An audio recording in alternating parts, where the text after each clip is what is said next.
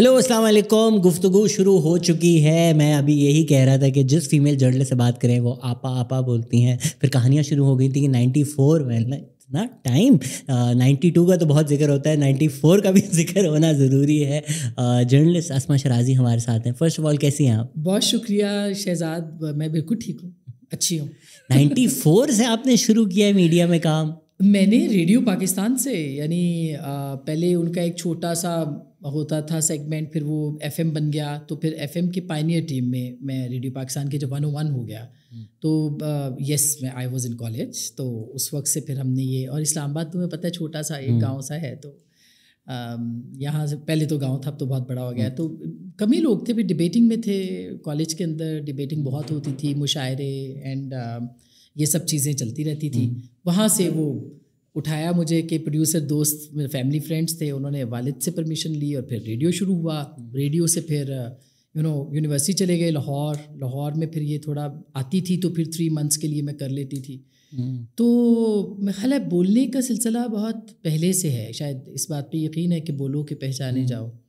تو جو چپ کرانا چاہتے ہیں ان کو یہ بتانا ضروری ہے کہ 30 سال سے جو بول رہے ہیں اس کو چپ کرانا بھی تھوڑا مشکل ہوگا. ہم نے یہ بھی سنا ہے کہ اسلام آباد کے اوریجنل شہریوں میں سے آپ ہیں, لیکن ہم شہر کی بات نہیں کریں گے, ہم جرنلزم کی بات کریں گے. تو کوئی مجھے بول رہا تھا آپ پاکستان کی فرسٹ فیمیل رپورٹر ہیں, اینکر ہیں. میں نے تو یقین نہیں کیا. میں وار کورسپونڈنٹ پہلی ہوں, پہلی پولیٹیکل کورسپونڈنٹ ہوں, پہلی پولیٹیکل ٹاک شو ہوسٹ ہوں پاکستان کی. کیونکہ جب ہم نے پی ٹی وی سے شروع کیا تو جیو اس وقت لانچ ہو رہا تھا 2002 میں, تو جیو نے مجھے آفر کیا, تو پھر اس وقت میں جیو کی پائنیئر ٹیم کا حصہ بن گئی.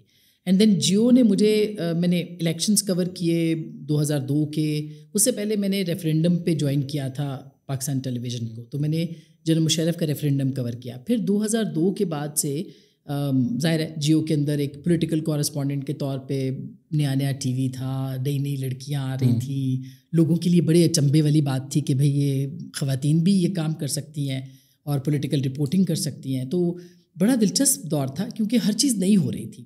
یعنی ہم نے جو اسٹینو سے, میں نے ایک اخبار میں بھی کام کیا بائی دا وے, وہ میں چونکہ پڑھنے کے دوران کچھ نہ کچھ کرتی رہتی تھی, تو وہ یہ سوچ کے کہ کچھ تجربہ ہو جائے گا. تو پھر وہ اس کے بعد پھر جب وہاں سے ہم نے وہ لیتے تھے, ہم وہ جو آتا تھا پیپر فیکس آتا تھا, یا اس کے علاوہ پھر اس طرح پیجر آ گیا, پھر موبائل آ گئے, پھر تو یہ سارا کچھ ہم اپنی آنکھوں سے ہم دیکھ رہے تھے ڈیولپ ہوتے ہوئے. تو جیو کے اندر پھر میں 2006 میں نے پھر یہ پہلے 2005 میں بالاکوٹ میں زلزلہ آیا تھا, وہ میں نے کور کیا تھا, جس سے مجھے بہت پذیرائی ملی. اس سے پہلے پارلیمنٹری کورسپونڈنٹ کے طور پہ تو تھی, لیکن پھر جب زلزلے میں 10-12 دن وہاں پہ رہی بالاکوٹ میں اور اس کو کور کیا سارا, پھر وہاں سے بلکہ ہم نے ایک سوشل ورک کے طور پہ بھی وہاں پہ ورکر کے طور پہ بھی کام کیا. مرحوم عامر لیاقت ہمیں وہاں سے لیا کرتے تھے جب وہ جیو کی ٹرانسمیشن کرتے تھے, اور پھر خبریں بھی پڑھی 2004 کے اندر. آڈیشن بھی میں نے سنا آپ کا عامر لیاقت نے کیا تھا؟ میرا نہیں, میرے ساتھ عامر لیاقت تھے اور میرا آڈیشن تھا اس وقت. میرے آڈیشن میں I was on the top جنہوں نے خبریں پڑھنی تھی, اینڈ آئی واز ٹولڈ کہ آپ نے خبریں پڑھنی ہیں. میں نے کہا میں نے تو خبریں نہیں پڑھنی ہے, میں ٹھیک ہے تھوڑا اردو بہتر ہے مگر ایسی نہیں ہے بات کہ میں خبریں ہی پڑھوں گی, تو مجھے رپورٹنگ میں جانا ہے, میں نے رپورٹنگ کرنی ہے. تو میرا ایک جو بچپن سے جسے کہنا چاہیے نا وہ یہ تھا کہ بھائی رپورٹنگ ہی کرنی ہے, یا اس طرح کا کوئی کام کرنا ہے جس میں کوئی ایڈونچرزم ہو. بلکہ پاکستان ٹیلی ویژن میں جب مجھے چوائس دی گئی کہ بھئی آپ نے کیا کرنا ہے, جو رپورٹرز ہیں وہ یہاں آ جائیں, جو سب ایڈیٹر بننا چاہتے ہیں وہ ادھر چلے جائیں, تو کچھ ہمارے دوستوں نے کہا کہ یار کیا کرو گے رپورٹنگ میں, لڑکیاں تو 9 سے 5 جاب کرتی ہیں, تو یہ وہ. تو وہاں سے نا ایک چیلنجنگ طبیعت تو ویسے ہی ہے. مثلاً یہ کہ اگر کوئی چپ کرانے کی کوشش کرے تو پھر آپ کہتے ہیں نہیں بھائی یہ تو ہو ہی نہیں سکتا, ہار مان لے. مجھے لگ رہا ہے یہ میری زندگی کی سب سے آسان پوڈ کاسٹ ہوگی. آپ 2008 سے 2025 کی اپنی جرنی سنائیں اور پھر میں تو اٹس آلموسٹ سیمز لائک کہ آج کل تو چلے مسئلے مسائل یہ وہ, ابھی فہد حسین آپ سے پہلے آئے ہوئے تھے, وہ بھی بول رہے تھے کہ یار پہلے جنگیں نہیں ہو رہی تھیں, اتنی پولرائزیشن میڈیا میں بھی نہیں تھی. So that period that you are talking about, نئے چینلز آئے ہیں, اس ٹائم کیسا انوائرمنٹ تھا, کیا ایک فیلنگ تھی کہ ہم باقی اب ملک کے لیے کچھ اچھا کر رہے ہیں اور یہ میڈیا جو ہے یہ ایکچوئل جرنلزم کر رہا ہوگا؟ اب تو جو لوگ کام بھی کر رہے ہیں ان میں سے کئی لوگ ہیں جن کو نوکری پہ جاتے ہوئے کوفت آتی ہے کہ یار آج کیا عذاب ہوگا. اچھا شہزاد, دلچسپ بات یہ کہ 2002 میں جب انڈیپینڈنٹ میڈیا آیا, یعنی جیو لانچ ہوا تھا، پھر ARY اس کے ساتھ تھا، پھر یہ تو تھوڑے دنوں کے بعد ARY آ گیا. تو یہ 2-3 چینلز تھے. پھر تھوڑے 2005 کے اندر آپ نے دیکھا کہ آج TV آ گیا. تو وہاں نا ایک بالکل مختلف انوائرمنٹ تھا. میڈیا کو میڈیا کے طور پہ چلایا جا رہا تھا. یعنی ہمارے جو سینئر جرنلسٹ تھے، یعنی ہمیں یہاں پہ حامد میر صاحب ہمارے باس تھے، یعنی ہیڈ تھے، بیورو چیف تھے. اظہر عباس صاحب ہمارے ڈائریکٹر نیوز تھے، جو بعد اب MD ہیں جیو ٹیلی ویژن کے. تو ہمیں خبر کے طور پہ خبر کا فیصلہ جو تھا نا 2007 تک، وہ فیصلہ نیوز روم کے اندر ہو رہا تھا.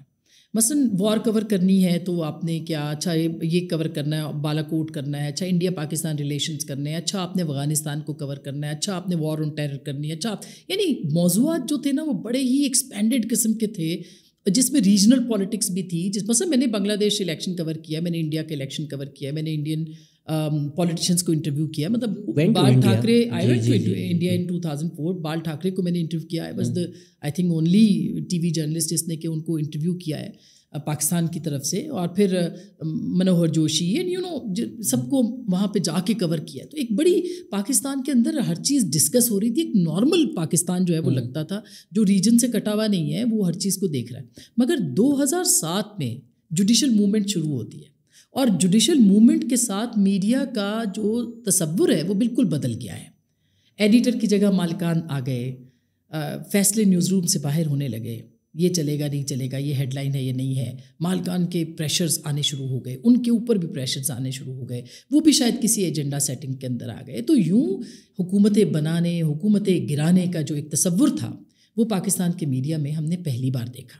اور پھر 2007 سے لے کے اب تک وہ سب بگاڑ، پھر اس میں تبدیلی پروجیکٹ، یہ سب کچھ آپ نے پھر دیکھا کہ کس طرح سے انفلوئنس کیا گیا، کس طرح سے ماحول بنایا گیا، کس طرح سے ایک انوائرمنٹ کریٹ کی گئی، اور اس کو پھر اپنے لیے استعمال کیا اسٹیبلشمنٹس نے، جو کہ وقتاً فوقتاً بدلتی بھی رہی. آپ دھواں اسپیچ دیتے ہوئے کل کہا کہ جوڈیشل موومنٹ، لائرز موومنٹ میں میڈیا شانہ بشانہ کھڑی ہوئی تھی، ہم آگے تھے.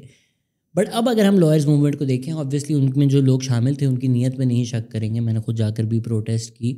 آئیڈیا یہی تھا کہ آپ ٹھیک کاز کے لیے کر رہے ہیں. But in retrospect general Kayani, general Musharraf کے ڈفرینسز تھے، کہیں نہ کہیں سپورٹ بھی تھا، یا اسٹیبلشمنٹ کی جو پالیسی تھی وہ جنرل مشرف سے تبدیل ہو گئی تھی. تو in retrospect are you still proud of the media's role in the lawyers movement? I don't think so Shahzad. اس لیے کہ جو یہ 2000 لیکن 2007 میں نا، جیسے آپ کہتے ہیں جسٹیفائی ہم کرتے ہیں، جسٹیفائی یوں کرتے ہیں کہ 7 سال ہو گئے تھے، بلکہ 8 سال ہو گئے تھے جنرل مشرف کو.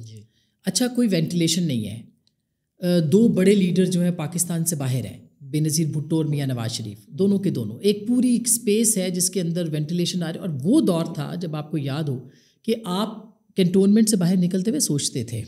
لوگ کہتے ہیں نا آج وہ انوائرمنٹ نہیں ہے جو 2008 میں تھا. اور پھر وہ ایک موومنٹ جو ہے وہ بنتی چلی گئی. میں ہمیشہ یہ کہتی ہوں کہ پاکستان میں کوئی انقلاب GHQ کے بغیر نہیں آتا، کوئی بھی انقلاب. تو جو بھی تحریک ہے، کچھ بھی ہے، یہ ہو ہی نہیں سکتا کہ آپ کہیں پہ وہاں سے جو ہے وہ کوئی آشیرواد کے بغیر کچھ ہو جائے. مطلب میڈیا ٹھیک ہے، میڈیا شٹ ڈاؤن کیا، media shut down general Pervez Musharraf نے کیا. مگر اس کے باوجود آپ دیکھیں کہ میڈیا اس وقت ہیرو تھا. میڈیا کو جو ہے وہ لوگ سب، ہمیں دور دور سے لوگ آ کے ہمارے ہاتھ چومتے تھے. ہماری اتنی کریڈیبلٹی تھی، لوگ ہم پہ اتنا ٹرسٹ کرتے تھے. مطلب میں نے اپنی آنکھوں سے ڈاکٹر شاہد مسعود کے لوگوں کو ہاتھ چومتے ہوئے دیکھا ہے. آج وہ لوگ تیزاب کے گھرارے کر رہے ہوں گے جن لوگوں نے یہ کام کیا ہے. آج وہ اپنے ماؤتھ کینسر ٹھیک کروا رہے ہیں یہ کرنے کے بعد. وہ چیزیں بدلتی چلی گئی نا. اور یہ چیزیں جس سلیقے سے اس نظام کو بگاڑا گیا ہے، میرا خیال ہے کہ وہ جو تصور ہے نا وہ جان بوجھ کے کیا گیا. اور ہم اس وقت بھی کہہ رہے تھے، ہم اس کے بعد بھی لکھ رہے تھے. دیکھیں جوڈیشل موومنٹ ایک وینٹیلیشن تھی، مگر جوڈیشل موومنٹ کے بعد فرد واحد کا یا مطلق الانانیت کا جو ہم نے چیپٹر دیکھا، ہم نے یہ کبھی سوچا بھی نہیں تھا کہ یہ ہوگا. ایسے ایسے مناظر ہم نے کور کیے. میں تو 32 گھنٹے کی ٹرانسمیشن بھی کی تھی، اور میرے اوپر تو مرحومہ فوزیہ وہاب مجھے کہتی تھی کہ you are responsible for this guy. وہ ہمیشہ افتخار چودھری صاحب کے لیے یہ بات کرتی تھی. تو میں ان کو کہتی تھی کہ بھیا آپ جو بعد میں جب ہوتا میں کہتی تھی آپ ٹھیک کہتی ہیں بہت ساری چیزیں، لیکن ہم نے یہ سوچ کے یہ نہیں کیا. لوگوں کے اندر ایک وہ اینٹی مشرف لاوا تھا جو پرو افتخار چودھری جو ہے وہ بن کے نکل رہا. Iftikhar Chaudhry turned out to be a disaster.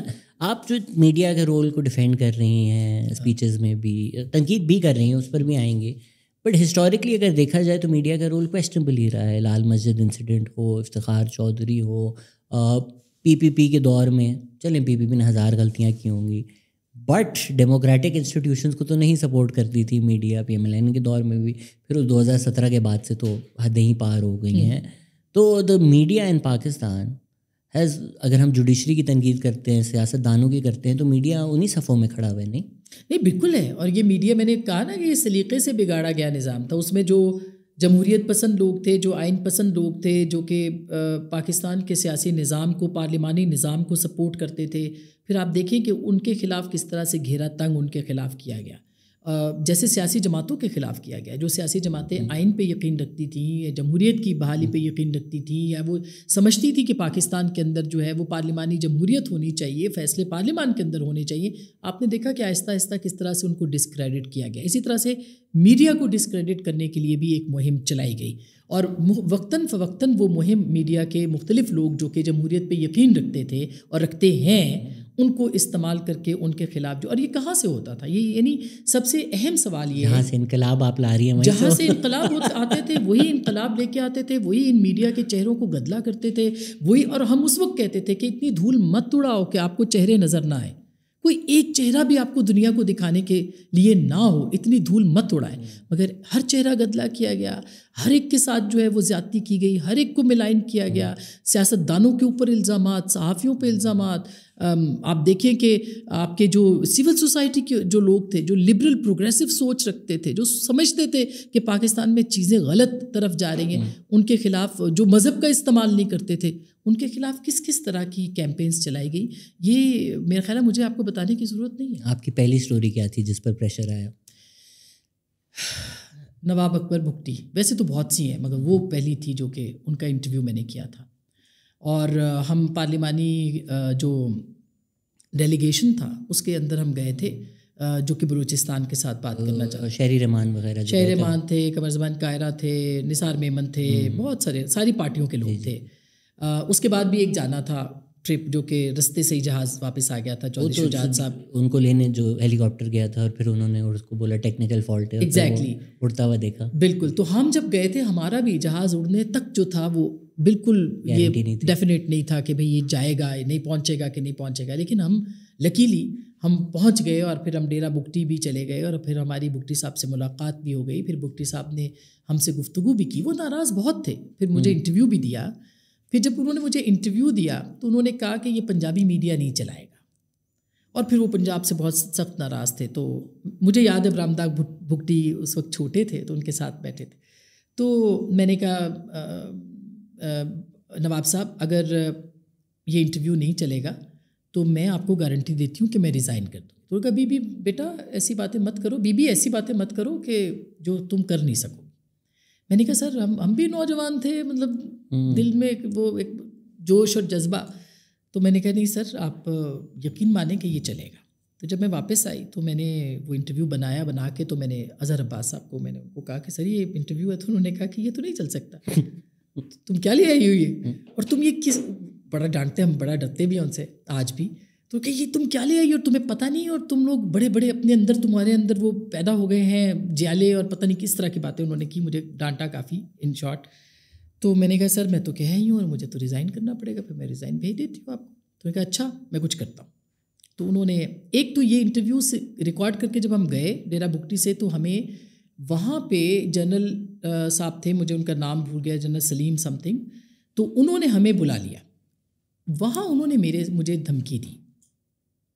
تو وہاں پہ وہ جو جنرل صاحب تھے وہ ہی واز ویری انوائڈ, اور انہوں نے مجھے کہا کہ یہ آپ جو کر کے یہ کیا آپ کرتے پھر رہے ہیں آپ لوگ. بیپر بھی ہم دے رہے تھے, میرے پاس سیٹلائٹ فون تھا, وہاں سے ہم بیپر دے رہے تھے کہ یہاں پہ یہ ہے, اور جو وہاں پہ ہندوؤں کے گھر مسمار ہوئے تھے, جو گولے برسے تھے, یا جو کچھ بھی تھا, وہ آپریشن چل رہا تھا اور سارا. تو یہ آپ جس طرح کا یہ کس قسم کا وہ ہے, اور وہ آپ کام نہیں کر پائیں گی. مجھے آج بھی یاد ہے ان کے الفاظ کہ آپ کام نہیں کر پائیں گی آپ تو میں نے کہا ٹھیک ہے, جو آپ کرنا چاہتے ہیں وہ کریں, ہم حاضر ہیں, ہم آپ کا انٹرویو بھی کر سکتے ہیں, آپ مجھے انٹرویو دے دیں. ہی ریفیوزڈ. اینی ویز جب یہ پھر ہو گیا اور ایڈٹ بھی، تو پھر انہوں نے اظہر صاحب نے کہا کہ اچھا میں کچھ کرتا ہوں. تو اظہر صاحب نے مجھے کہا کہ خیر 3 بجے تھے دوپہر کے، تو مین بلیٹن 3 بجے ہوتا ہے، 5 بجے ہوتا ہے اس طرح. تو انہوں نے مجھے فون کیا، تو انہوں نے کہا کہ اسما، مجھے اسما ہی کہتے ہیں، تو اسما یہ آپ اکبر بگٹی صاحب کو فون کریں اور کہیں کہ جیو آن کر دیں. تو میں نے ٹھیک ہے وہ میں نے 3.5 4 5 منٹ کا کوئی انٹرویو تھا، وہ میں نے بننا تھا، وہ چل گیا. تو انہوں نے پھر مجھے کہا کہ میرے فون بند ہیں، آپ اپنے فون بند کر دو. تو میں نے کہا آپ کیسے سنبھالیں گے، مجھے ان کی اجازت کے بغیر یہ میں بتا رہی ہوں، مگر یہ ایک بہت پریشر اس وقت آیا تھا، ٹرمینڈس پریشر. پھر اس کے علاوہ بہت میں بین تھی، میں پرائم منسٹر کور کرتی تھی، پرائم منسٹر ہاؤس میں بین تھی. میں پریزیڈنسی میں تو میرا جانا ہی، مطلب تقریباً 7-8 سال جو بھی تھے ان میں کبھی بھی پریزیڈنسی نہیں گئی. پہلے دن جب زرداری صاحب نے اوتھ لیا، پہلے دن میں نے پریزیڈنسی اندر سے دیکھی. تو پھر پارلیمنٹ کیفیٹیریا میں کرتی تھی، اندر سے کرتی تھی پروگرام. بہت پاپولر پروگرام تھا، شاید اس کی پاپولیرٹی جو تھی وہ اس کا سب سے بڑا گناہ بن گیا. اس میں وہ پروگرام جب بند ہوا شہزاد، تو بین کر دیا گیا. That was the first programme جو کہ بین ہوا تھا جنرل مشرف کے ایمرجنسی سے پہلے. بعد میں تو ہم 4-5 لوگ بین ہوئے تھے، یہ پہلا پروگرام تھا جو کہ اس وقت بین ہوا. تو مجھے اب پریشر بھی تھا کہ اب اتنا پاپولر شو بھی تھا، میں چاہتی تھی. خیر بہت سی رکاوٹیں اس پروگرام میں تھیں، اس کے ہونے میں، اس کے نہ ہونے میں بہت ساری رکاوٹیں تھیں، مطلب صحافتی برادری، یہ وہ سب جگہوں سے. لیکن پروگرام کی اتنی وہ مقبولیت تھی کہ وہ، تو ایک طرح سے یہ ہوتا تھا کہ بھئی کیسے آن ایئر جائے گا. تو مجھے کنوے کیا گیا کہ آپ کچھ کمپرومائزز کر لیں تو ہم یہ پروگرام آپ کا چل پڑے گا، مگر بات ہماری ماننی ہے. تو اگین پھر ہمارے کیا تھے وہ کمپرومائزز؟ کہ آپ سیاستدانوں کو آپ نے اچھا پیش نہیں کرنا. ہم پارلیمنٹ کو کور کرتے تھے، ہم قانون سازی پہ سوال اٹھاتے تھے، ہم یہ ساری باتیں کرتے تھے. پارلیمنٹ اس پہ پرومیننٹ ہو رہی تھی کہ میں پبلک اکاؤنٹس کمیٹی کور کرتی تھی. ملک علی یار صاحب بڑے یعنی ایک ڈیل ہو رہی تھی یہ روزویلٹ کے بیچنے کی.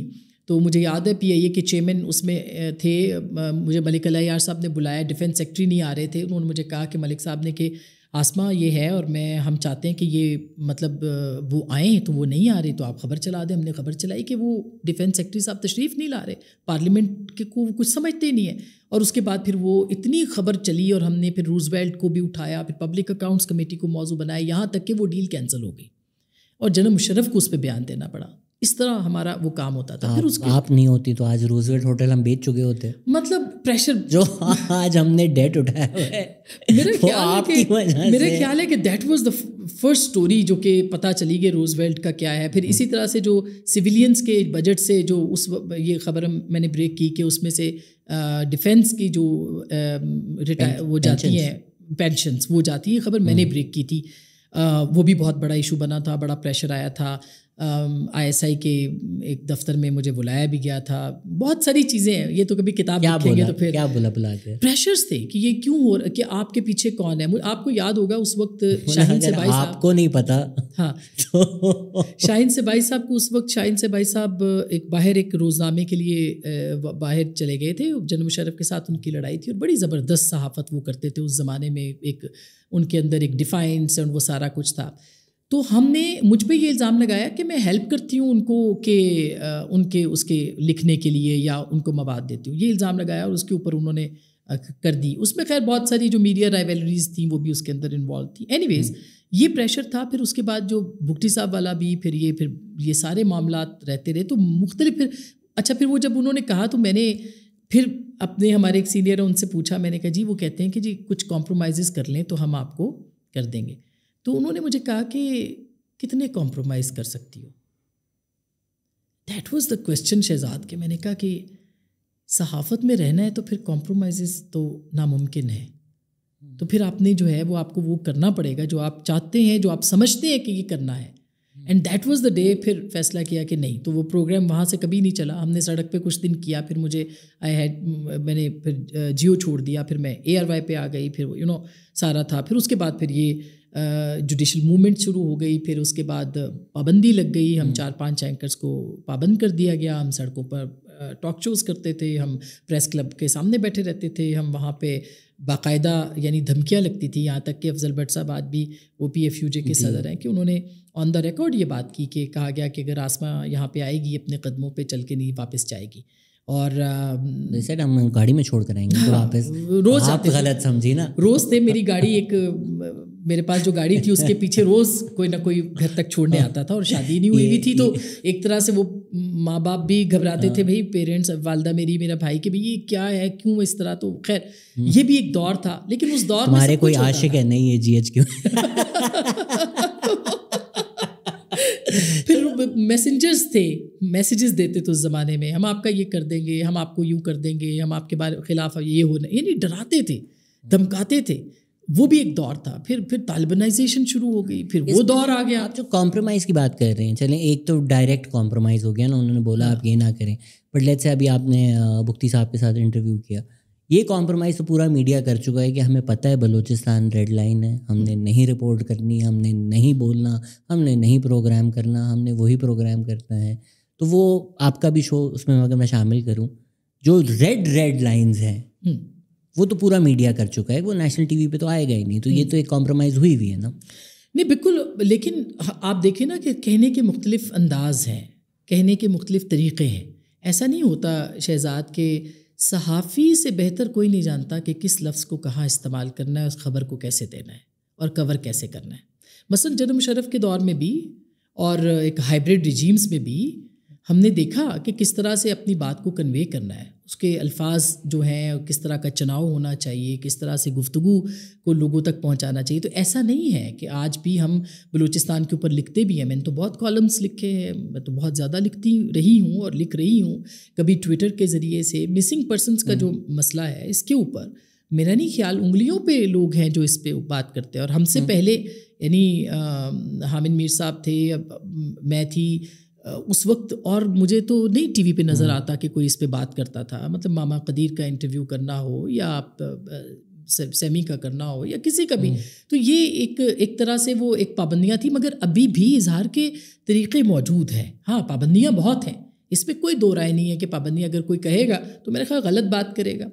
کمپرومائزز آپ کے جو ہوتے ہیں وہ آپ کے اس پہ ہوتے ہیں کہ آپ نے یا تو پورا مکمل بلیک آؤٹ کرنا ہے یا آپ نے نہیں کرنا ہے. تو ابھی مہارنگ جب یہاں آئی تھی تو ہم نے ان کو جا کے وہاں پہ کور کیا. میں نے بھی وہاں سے پروگرام کیا. بھائی آپ ان سے اختلاف کر سکتے ہیں, مگر آپ ایک خبر کو واقعے کو جو کہ ہو رہی ہے, جو فیکچول رپورٹنگ ہے, آپ اس کو کیسے ڈینائی کر سکتے ہیں. ایک ایونٹ پہ آپ آنکھیں بند کر دیں, جیسے لال مسجد کا آپ نے کہا. اب لال مسجد کو کور ضرور کیا گیا, کسی نے اپنے نظریے کے ساتھ کیا, کسی نے اپنے نظریے کے ساتھ کیا. فیکچول رپورٹنگ جو اس کے اندر ہونی تھی وہ فیکچول رپورٹنگ کتنوں نے کی, یہ آپ نے اب دیکھنا ہے کہ بھئی اس وقت یہ بھی ہو رہا تھا, یہ بھی ہو رہا تھا اور یہ بھی ہو رہا تھا. تو یہ تو ہمیں اپنے, اس کا مطلب یہ تھوڑی ہے کہ ہم چپ کر کے بیٹھ جائیں گے یا ہم بات نہیں کریں گے اس کے اوپر. ابھی مہارن جب آئی ہوئی تھی میں نے بھی کچھ چینلز پہ دیکھا کہ ان کو کور کیا.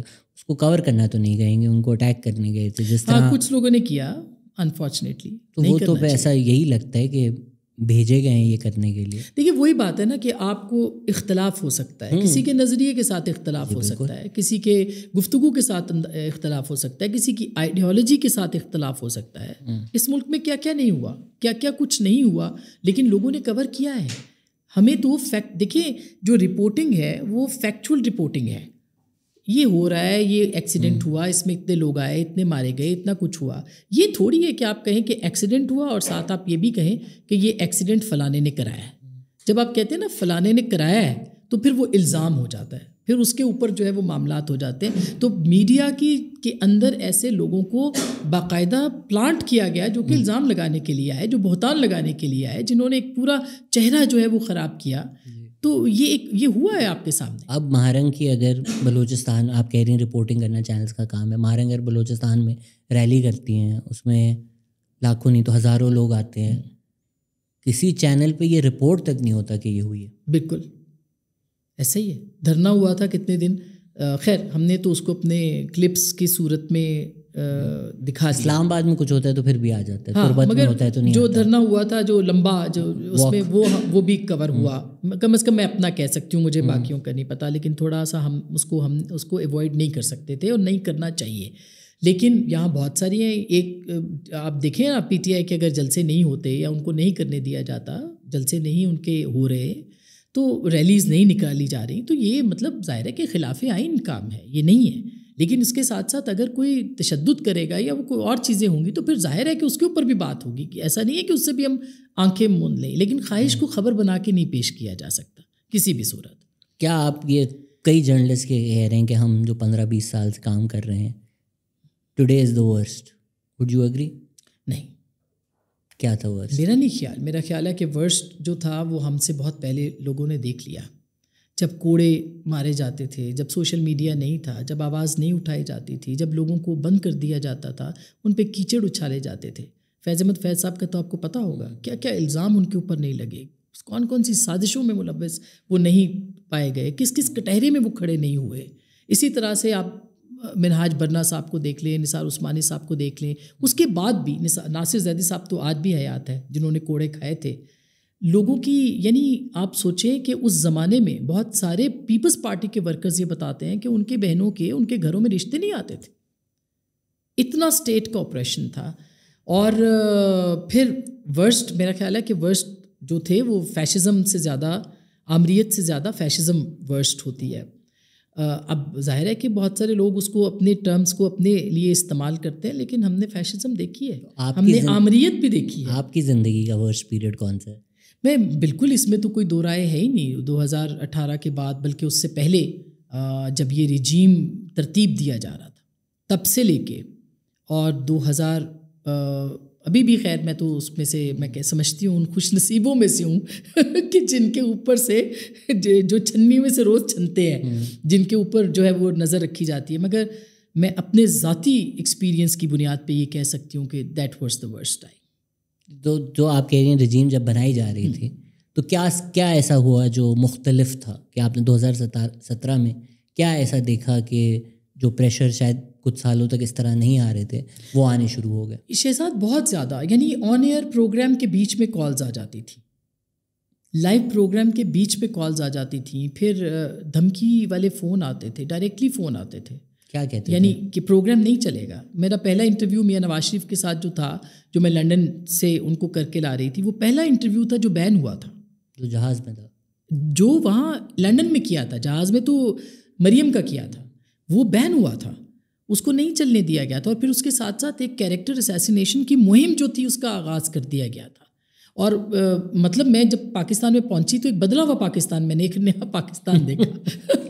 وہ نیا پاکستان میں نے اس دن ایکسپیرینس کیا جس دن میرے خلاف یہ کیمپین چل رہی تھی کہ میں پتہ نہیں میری کوئی لیکڈ ویڈیو آ گئی کہ وہ جو میاں نواز شریف کے ساتھ گفتگو کر رہے تھے اور وہ انٹرویو نہیں چلا, تو میاں صاحب مجھ سے پوچھ رہے تھے جب سارے صحافی پریس کانفرنس میں موجود تھے, اور وہ انڈین چینل پہ ہمارے دوست ہیں انہوں نے رپورٹ کر کے لیکڈ کر کے اس کو چلا دیا, اور اس کے بعد سے وہ یہاں سے چلنا شروع ہو گئی. اور پھر اس کے بعد آپ دیکھیں کہ جب میں پاکستان لینڈ کیا تو میرے بارے میں یہ افواہ تھی کہ میں ابھی گرفتار ہو جاؤں گی. تو آپ پہ جو یہ پٹواری ہونے کے الزام لگے انٹرویو پہ جہاز پہ نواز شریف کے ساتھ, تو جن لوگوں نے عمران خان کے انٹرویو کیے ہیں وہ سب کے سب پھر یوتھ نہیں, پٹواری کے وزن پہ جواری ہونا چاہیے. پٹواری کے وزن پہ دیکھیں نا, وہی بات ہے کہ یہ اصل میں یہ پوری مہم جو ہے نا یہ ڈیزائن کی گئی تھی, اور آپ کو پتہ ہے کہاں سے کی جاتی ہے, کہ تاکہ جو کریڈیبل چہرے ہیں جن کو لوگ سنتے ہیں سمجھتے ہیں ان کی بات پہ یقین کرتے ہیں, ان کو گدلا کر دیا جائے. اور یہ پورا اور باقاعدہ مجھے کنوے کیا گیا. اب یہ مت پوچھے گا کس نے کیا, مجھے کنوے کیا گیا کہ ہم نے آپ کو مارک کر لیا جس دن آپ نے نواز شریف کو انٹرویو کیا. میں نے نواز شریف کو انٹرویو کیوں کیا؟ میں نے نواز شریف کو انٹرویو اس لیے کیا کہ میرے ادارے نے مجھے کہا کہ آپ کی یہ اسائنمنٹ ہے اور آپ یہ کر کے آئے. میں نے سکسیزفلی وہ اپنی اسائنمنٹ کی. اظہر عباس نے مروایا آپ کو؟ اس وقت وہ جیو میں نہیں, شہاب زبیری صاحب نے مروایا مجھے, جو آج کے تھے. انہوں نے کہا نہیں تمہیں کرنا ہے, یہ تاریخی مومنٹ ہے, اور وہ خود بھی بڑے جذباتی ہو جاتے ہیں. انہوں نے کہا یہ تاریخی اسما, میں لاہور میں تھی, تاریخی مومنٹ ہے, تم نے کرنے ہیں کور. اور میں نے کہا جی ٹھیک ہے کرتے ہیں, کوئی بات. حالانکہ آئی واز ناٹ ویل, میں جانا نہیں چاہ رہی تھی, مگر ویزا میرے پاس تھا. تو انہوں نے کہا تمہارے پاس ویزا ہے, تم کو جانا ہے اور تم نے کرنا ہے. میں چلی گئی. پہلے الزام لگایا کہ جی یہ ٹکٹ ان کے پیسوں سے خریدی گئی ہے, کیونکہ میں کیمرے کے اندر آ گئی اور میں بیٹھی ہوئی تھی ونڈو کے اندر, تو وہ تصویریں چلانا شروع کر دی. یہی اسلام آباد کے کچھ یوٹیوبرز ہیں یا اس طرح کے لوگ ہیں جو کہ یہ خبریں پھیلاتے رہے. پھر انہوں نے یہ کہا کہ یہ تو جی ان کی ٹکٹ پہ آئی ہے. پھر جب اس کے ثبوت مطلب ہیں اور بتائیں کیوں اور دکھائیں کیوں، لیکن جب کہا گیا 2-3 سال کے بعد میرے CEO نے ٹویٹ کر دیا کہ بھائی ہم نے بھیجا تھا، یہ ہم نے اپنے اخراجات پہ بھیجا تھا. تو یعنی آپ سوچیں کہ ایک پوری کیریکٹر اسیسینیشن، ایک کردار کشی کی منظم مہم جو آج بھی جاری ہے. تو آپ مجھے بتائیے کہ جب ہم گولی سے نہیں ڈرتے، یعنی طالبان کے دور میں کیا ہوتا تھا کہ مطلب ایک دن مجھے فون آیا کہ بہت زیادہ میں سوات آپریشن کور کر رہی تھی، میں نے بہت اس کے اوپر سٹوریز کی، وہاں جا کے پروگرامز کیے، تو آیا کہ جی آپ یہ مرحوم عزت خان، ویسے تو جو مر چکے ہوتے ہیں وہ تصدیق نہیں کر سکتے، اس لیے میں ان کے بارے میں زیادہ بات نہیں کرتی، مگر انہوں نے مجھے فون کر کے کہا کہ یہ آپ ہمارے خلاف پروگرام کرنا بند کریں ورنہ آپ کو نتائج بھگتنے پڑیں گے. پھر کبھی ادھر سے میسج آتا تھا، کبھی ادھر سے کہ آپ کا نام لشکر جھنگوی کی لسٹ پہ ہے، کبھی جیش محمد کی لسٹ پہ ہے، کبھی آپ کے فلانے کی لسٹ پہ ہے، کبھی طالبان کی لسٹ پہ ہے. تو یہ لسٹیں تو ہمیں آتی رہیں. پھر ایک دفعہ ہم خان صاحب کے ساتھ جانے والے تھے، DI خان، وہ بھی وقت تھا بائی دا وے کہ جب وہاں پہ پمفلٹ بٹ گئے میرے اور نصرت جاوید صاحب کے نام کے کہ یہ آئے تو ان کو مار دیا جائے گا. تو یہ سارے ادوار ہم نے دیکھے ہیں شہزاد. اور اگر کمپرومائز نہ کیا ہوتا، یعنی یہ سوچے کہ اپنے سچ کے لیے کبھی کمپرومائز نہیں کیا، اگر کمپرومائز کیا ہوتا تو یہ کیریکٹر اسیسینیشن کی مہم چلتی ہے ہمارے خلاف. ہم بھی لانڈری میں چلے جاتے، دھل جاتے. لانڈری تو پنڈی میں بھی دستیاب تھی اور اس کے بعد پھر یہاں اسلام آباد میں بھی دستیاب رہی. جی بنی گالا لانڈری سروس بالکل جو ہے پاکستان میں. یہ جب تک میری ڈی یوتھفیکیشن نہیں ہوئی تھی، میں اسٹاری آئٹ بچہ تھا، تو جب پہلا میرا TTP سے یہی تھریٹ ویٹ کا معاملہ ہوا تو مجھے بھی فون آیا، بتایا گیا کہ بھائی آپ کی زندگی محلہ ہمارے ادارے کتنے اچھے ہیں، میری مدد کر رہے ہیں. بعد میں کسی نے بولا یہ لوگ خود تھریڈ بنا کر خود بولتے ہیں کہ TTP نے تھریڈ کیا ہے. محلہ یہ تو مجھے نہیں پتا تھا، مجھے لگا تو very good they taking care. مجھے جس نے میسج دیا ان کو میں نے کہا کہ آپ مجھے ڈرا رہے ہیں یا سمجھا رہے ہیں؟ تو انہوں نے کہا آپ جو سمجھ لیں. کنوے میسنجر وہی تھے تھریڈ کے. ہاں. اور پھر اس کے بعد تو ایک لمبی فہرست ہے. یعنی BBC کے لیے جب میں کالم لکھتی تھی، ہر منگل کو میرے خلاف، منگل کو کالم چھپتا تھا، منگل کو میرے خلاف کیمپین لانچ کر دی جاتی تھی. پھر اس کے بعد باقاعدہ مختلف طریقوں سے آف ایئر کرانے کی کوششیں، پروگرام بند کرانے کی، کالم بند کروانے کی. میری وجہ سے BBC کو بہت فیس کرنا پڑا پاکستان کے اندر. تو بہت ساری چیزیں. تو میں نہیں سمجھتی کہ گھروں پہ اٹیک، بچوں کے حوالے سے فون کالز، کیا کیا کچھ ہم نے فیس نہیں کیا. اور ہم یہ کوئی آخری وہ نہیں ہے، ہم فیس ابھی بھی کر رہے ہیں اور آگے بھی شاید کریں گے. تو آج جب یہی سب کچھ ہو رہا ہے لوگوں کے ساتھ، عوام میں یہ تصور کیوں ہے کہ اسما شرازی دوسری طرف کھڑی ہیں؟ دونوں طرف سے ہے. دلچسپ بات یہ ہے کہ جو انڈیپینڈنٹ اوپینین ہے وہ ہر طرف سے زیر عتاب ہے. اس کو ادھر سے بھی گالی پڑتی ہے، اس کو ادھر سے بھی گالی پڑتی ہے. لیکن فیصلہ دیکھیں، میں بہت کبھی کبھی سوچا کرتی تھی شروع میں، کیونکہ ہم نے تو بڑا مزیدار وقت انجوائے کیا پاکستان کے اندر، ایک بڑا ہر طرح سے، ابھی بھی الحمدللہ عزت میں کمی نہیں ہے، مگر ایک بالکل صاف ستھرا. تو اس کے اوپر جو ہے وہ میں کہتی تھی کیسے یہ دب جائیں، مان جائیں. 1-2 مطلب ٹویٹ ہی تو کرنے ہیں، 1-2 پروگرام ہی تو کرنے ہیں، 1-2 کالم ہی تو لکھنے ہیں، تو کیا برا ہے کہ یہ کر لیا جائے. مگر خود سے گفتگو کرنے کے بعد وہی سوال سامنے آیا، کتنا کمپرومائز، کیا حد ہے اس کی، کیوں کریں گے ہم؟ تو پھر یا یہ برداشت کرنا ہے یا وہ برداشت نہیں تھا، کیونکہ وہ ضمیر کی عدالت کا فیصلہ تھا کہ آپ یہ نہیں کر سکیں گی. اور ورنہ تو 2007 سے ہی 6 سے ہی پروگرام جو بند نہیں ہوا تھا وہ چلتا رہتا، کمپرومائزز ہو جاتے. تو اگر آج ہو رہا ہے اور کچھ لوگوں کی چلیں رائے ہے کہ آپ نہیں اس طرح سے راہوں میں کھڑی خلاف لڑنے کے، تو کھل کر آپ ان لوگوں کو فیئرز دور کرنے کے لیے کہنا چاہیں گی کہ آج جو اسٹیبلشمنٹ کر رہی ہے، جو کا قانون لا رہی ہے، یہ ہماری current establishment, current political parties باشمول PPP PMLN کے مل کے جرنلزم کا گلا گھونٹ رہی ہے اور آئین دفن کرنے کی کوشش کر رہی ہے. اچھا، یہ بڑی ایک دلچسپ بحث ہے بائی دا وے. اچھا، ایک بات تو یہ میں آپ کو بتا دوں کہ ہم پہ جو الزام، دیکھیں کچھ اصول ہیں جن کو آپ نے کبھی کمپرومائز نہیں کرنا ہوتا. اس میں ہے جمہوریت، آئین کی سربلندی، آزادی رائے، انسانی حقوق. میرے لیے یہ 4-5 چیزیں بہت امپورٹنٹ ہیں جو جرنلزم میں آنے کے فوراً بعد فیصلہ کر لیا کہ اس پہ کرنا ہے. آپ کو یاد ہوگا عمران ریاض کو لاپتہ کیا گیا تھا جی، جس نے بھی رکھا ان کو اغوا کیا گیا، ان کو لاپتہ کیا گیا. کتنے لوگ بول رہے تھے ان کی فیور میں. بہت سے لوگوں نے مجھے فون کر کے کہا کہ عمران ریاض تو آپ پہ غداری کے فتوے لگاتے تھے، عمران ریاض تو آپ کے خلاف بولتے ہیں، آپ کیوں ان کے لیے بول رہی؟ تو میں نے کہا کہ بھائی عمران ریاض جو بھی بولتے ہیں یہ ان کا اپنا فیصلہ ہے، مگر میرا فیصلہ یہ کہ اس کے ساتھ زیادتی ہو رہی ہے، اس کو اغوا کیا گیا، اس کو لاپتہ کیا گیا ہے، اور یہ نہیں ہونا چاہیے. کس قانون کے تحت ان کو لاپتہ کیا گیا ہے؟ تو ہمارا اگر لاپتہ کے اوپر اصول تھا، اس اصول میں، اس دائرے میں وہ داخل ہو چکا ہے، تو میرا اصول یہاں نہیں بدلے گا. میں شخصیت دیکھ کے اپنے اصول پہ کمپرومائز نہیں کرتی. جو ہے اس کو ہم نے اس طرح سے بتانا ہے، اس کے لیے آواز اٹھانی ہے. اگر ہم نہیں اٹھائیں گے تو کون اٹھائے گا؟ تو اس وقت ادھر سے بھی بہت پریشر، ادھر سے بہت پریشر. لیکن جو پیکا کا قانون ہے، دیکھیے پیکا میں استعمال کرنا چاہتی تھی. میری ایک دو مقدمات میں ایمان زینب میری وکیل بھی تھی، اینڈ وی ڈیسائیڈڈ کہ ہم پیکا کے اوپر بہت لوگوں کے خلاف میں کر سکتی تھی. میں نے کہا پیکا پہ نہیں جائیں گے، ڈیفیمیشن پہ جائیں گے، پیکا پہ نہیں جائیں گے. تو یہ ہمارا اصولی فیصلہ تھا کہ ہم نے پیکا کے قانون کو، جس کے ہم خلاف ہیں، ہم نے استعمال نہیں کرنا. اور پھر اس کے بعد ابھی بھی آپ دیکھ لیں کہ یہ کیوں ہم یہ کہہ رہے ہیں کہ ہم کہہ رہے ہیں ریگولیشن ہونی چاہیے. ہم یہ کہہ رہے ہیں کہ یہاں پر جھوٹ کا بازار گرم ہے. ہم یہ کہہ رہے ہیں کہ یہ سہولت کار ہیں، یہ بیٹرز ہیں، فیسیلیٹیٹرز ہیں اس طرح کے قوانین کو نافذ کرنے کے لیے. جو جھوٹ پھیلاتے ہیں، جو فیک نیوز لے کے آتے ہیں، یہ کسی ایجنڈے پہ ہیں.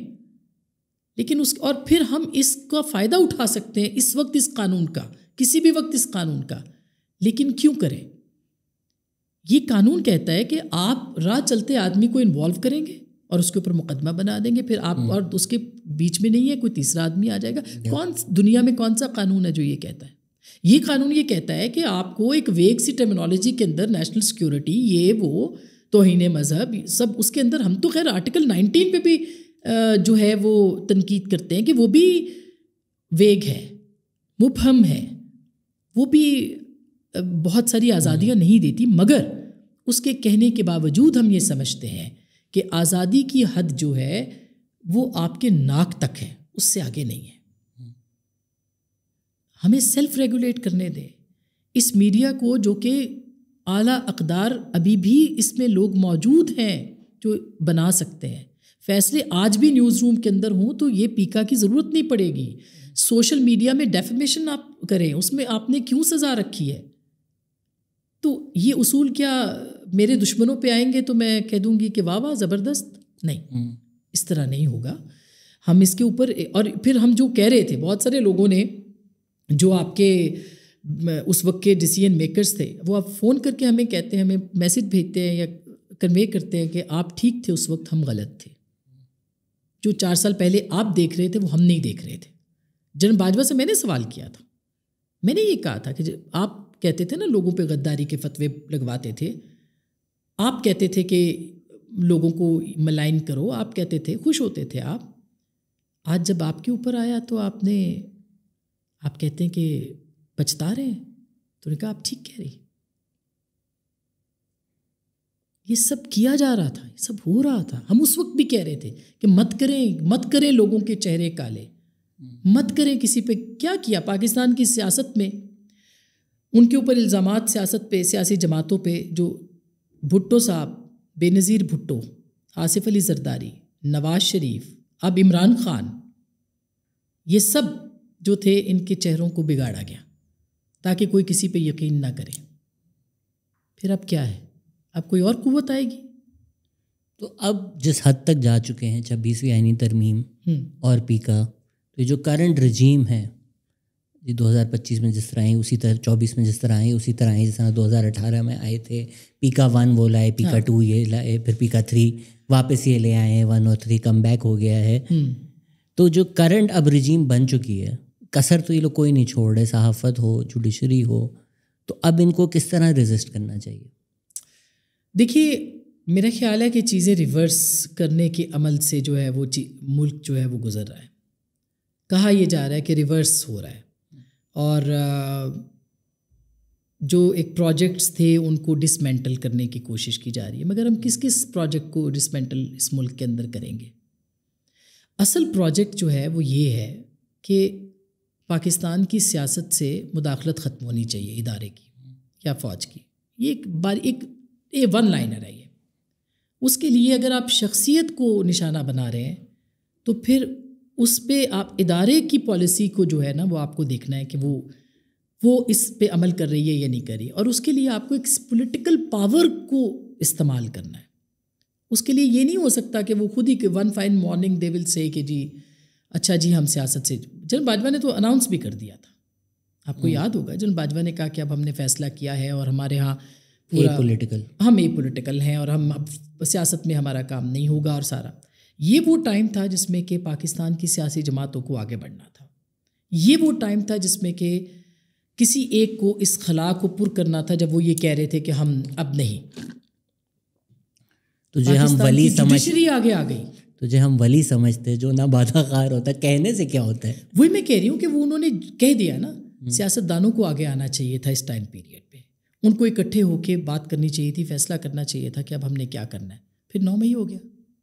نہیں بٹ ان کے کہنے سے تھوڑی نہ کوئی فرق پڑا.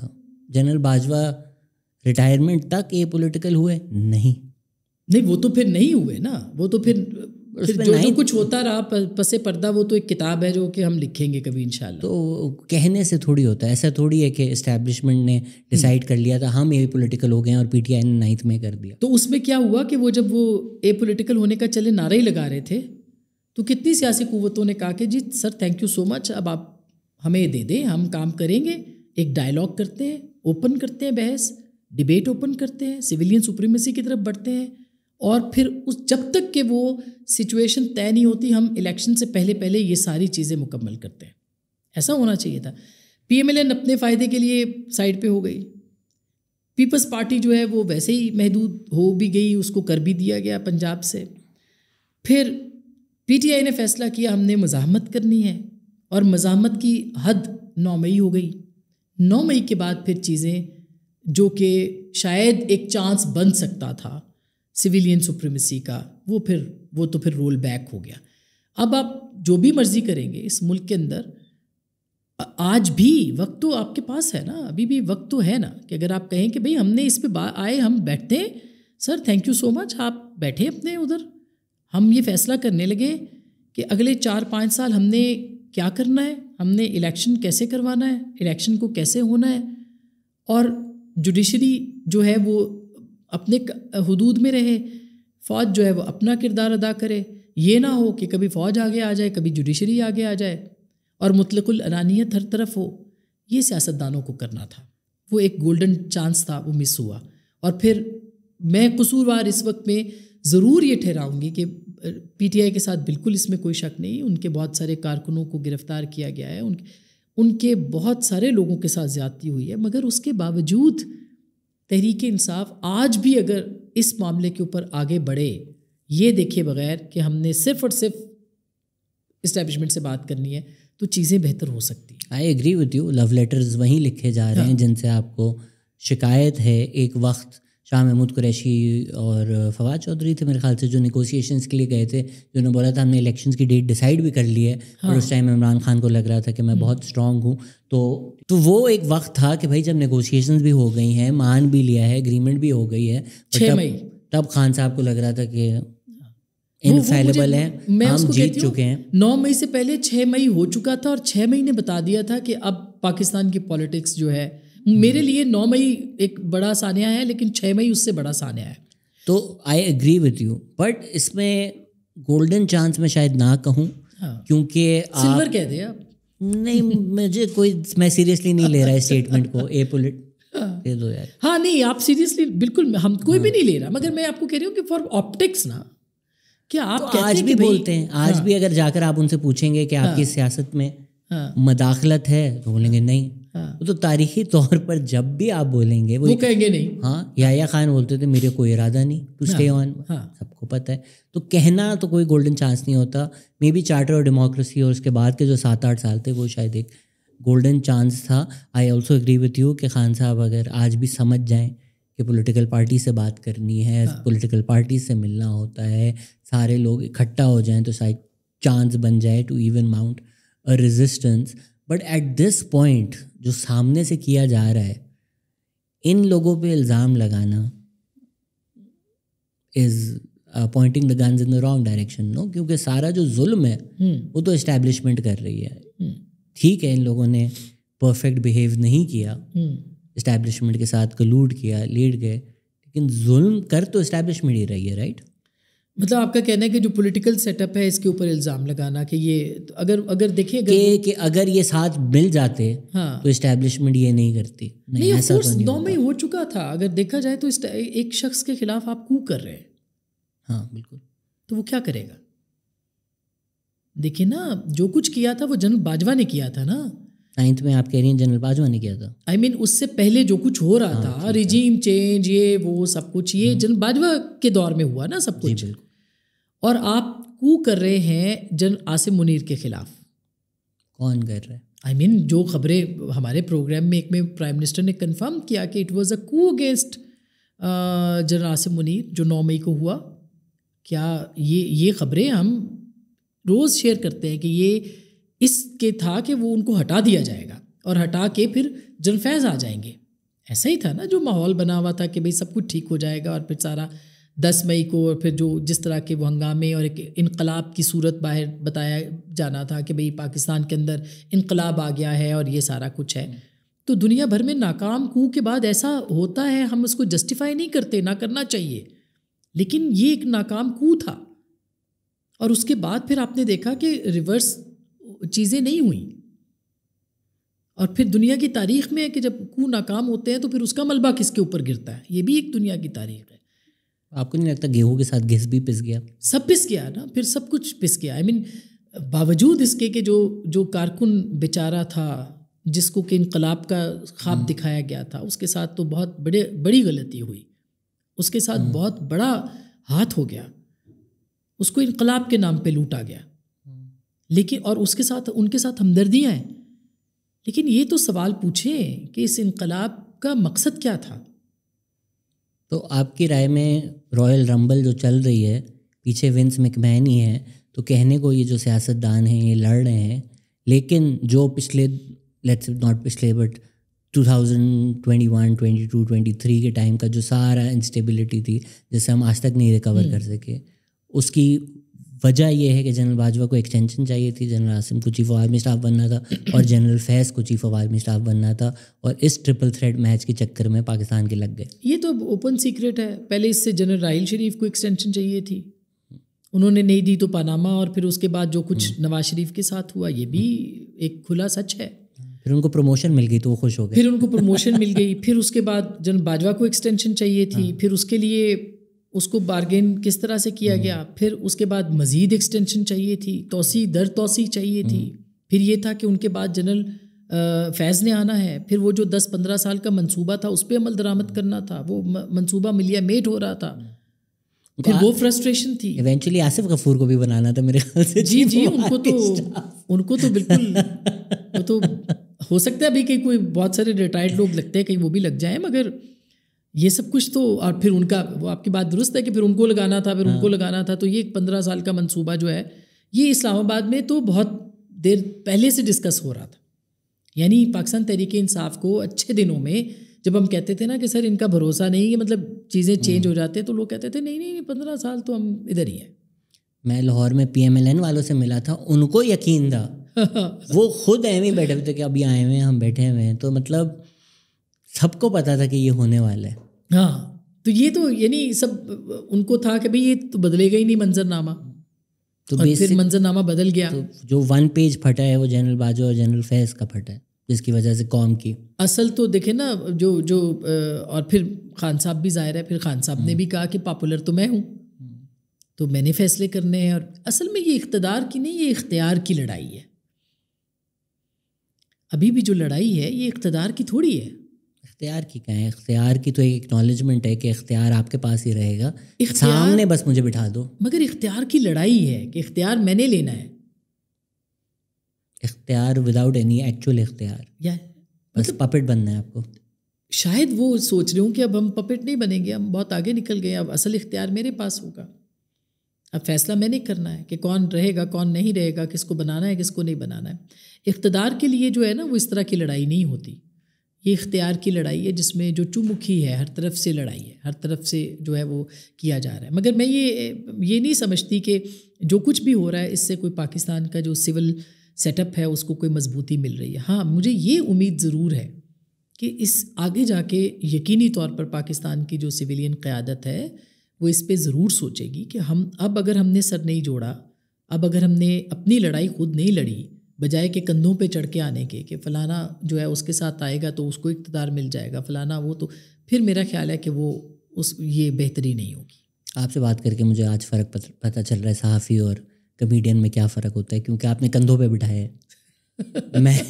میں ہمیشہ کوئی اور بات کرتا ہوں کہ یہ لوگ گودیوں میں بیٹھ کر آتے ہیں، اسی لیے مجھے کوئی چینل شو نہیں دیتا. نہیں میں یہ لفظ استعمال نہیں کر سکتی. بہرحال گودیوں والا لفظ تو آپ نے بہت استعمال کیے ہیں. آپ نے شہباز گل کا لفظ بھی ریپیٹ کیا ہوا ہے جو انہوں نے بتایا تھا کہ پنجابی میں کیا کہا جاتا ہے. بس تو میرا خیال ہے کہ بڑی اچھی وہ انٹلیکچوئل گفتگو ہو رہی ہے، پر وہ میں کہہ رہا ہوں یہ بھی شہباز گل کو کریڈٹ جائے گا کہ یہ لفظ تک انہوں نے آپ کو مجبور کر دیا کہنے کے لیے. تو جو آپ کہہ رہی ہیں، آپ کی رائے میں obviously یہ تو کنجیکچر ہی ہوگا، عمران خان اس وقت چاہتے تو ضرور ہوں گے کہ یار اتنا اختیار ہو کہ میں کل ان سب کو بھی فارغ کروں اور پورا ملک بھی میں چلاؤں، چاہتے ہوں گے.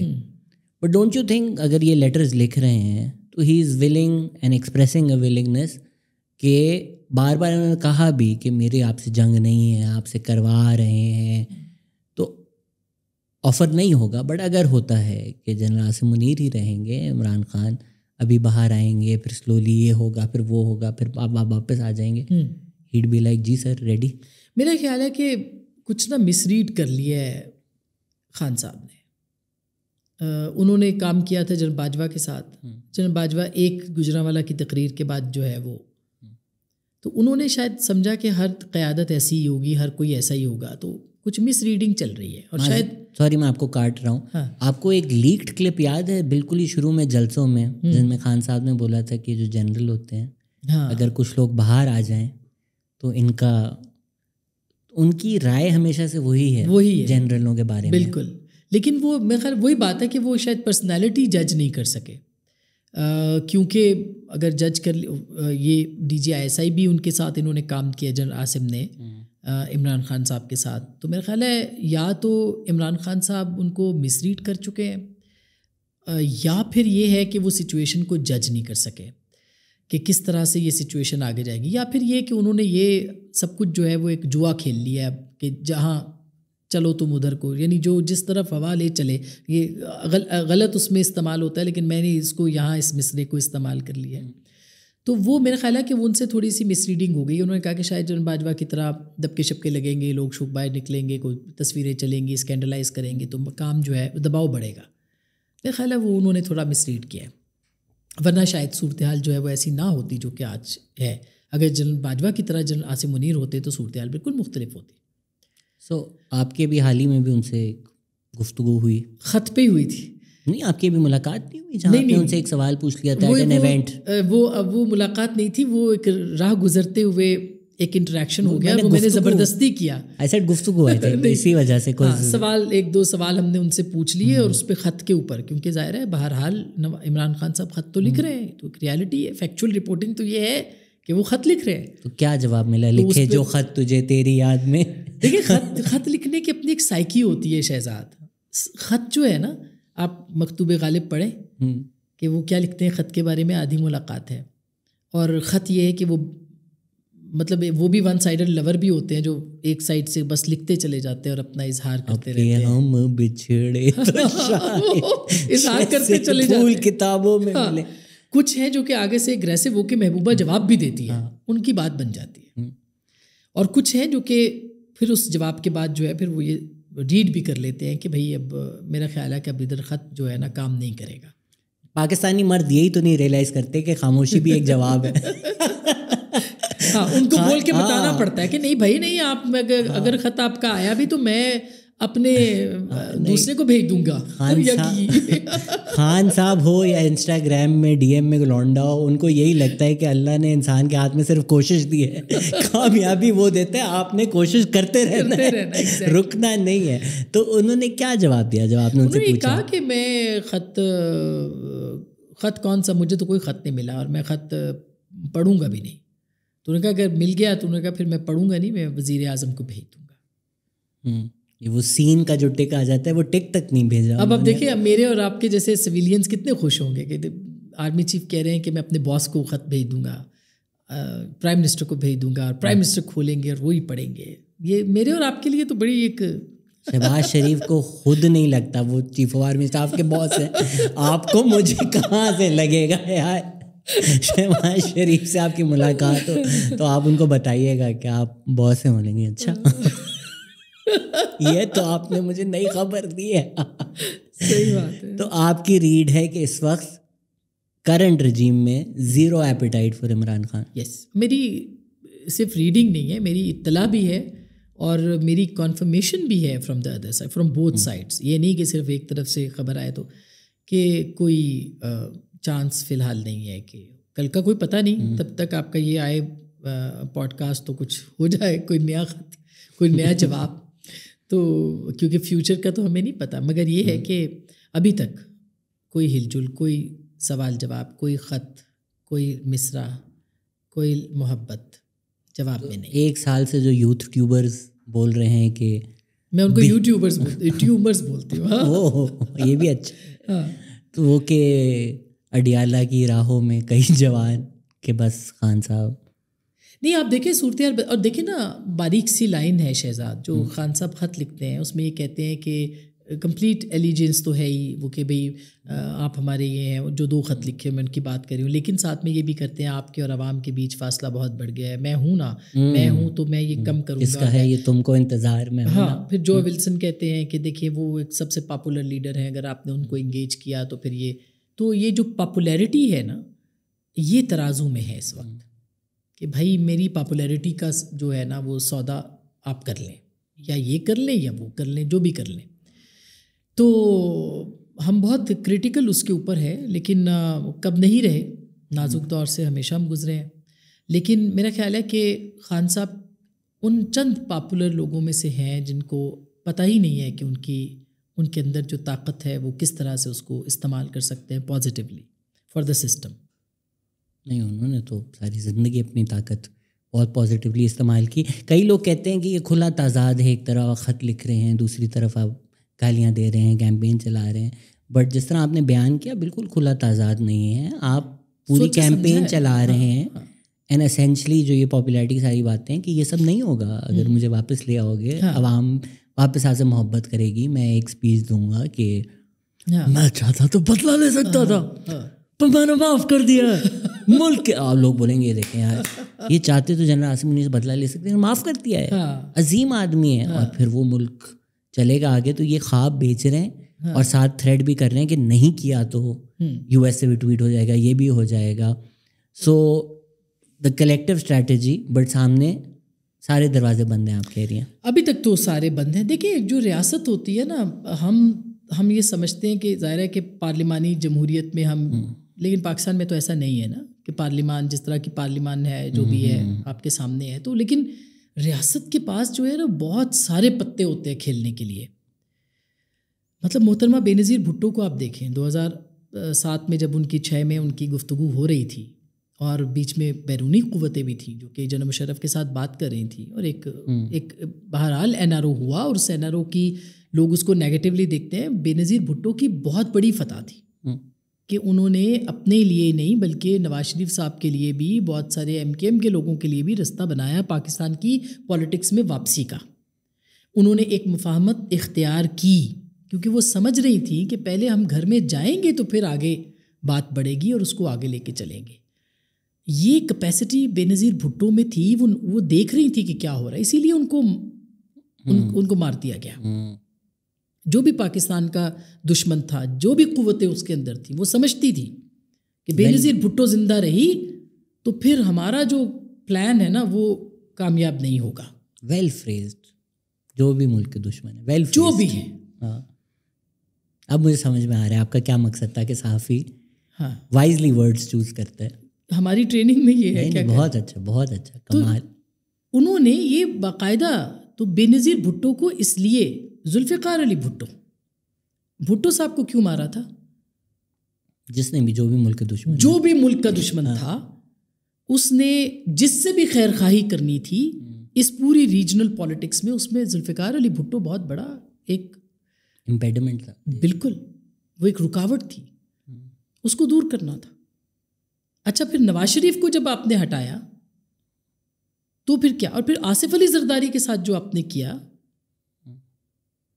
کیا سوچ کے کیا کہ آپ نے ایک شخص کے خلاف اتنی مہم چلائی اور پھر مذاق، تضحیک، کردار کشی، جیل، سب کچھ کیا نا آپ نے.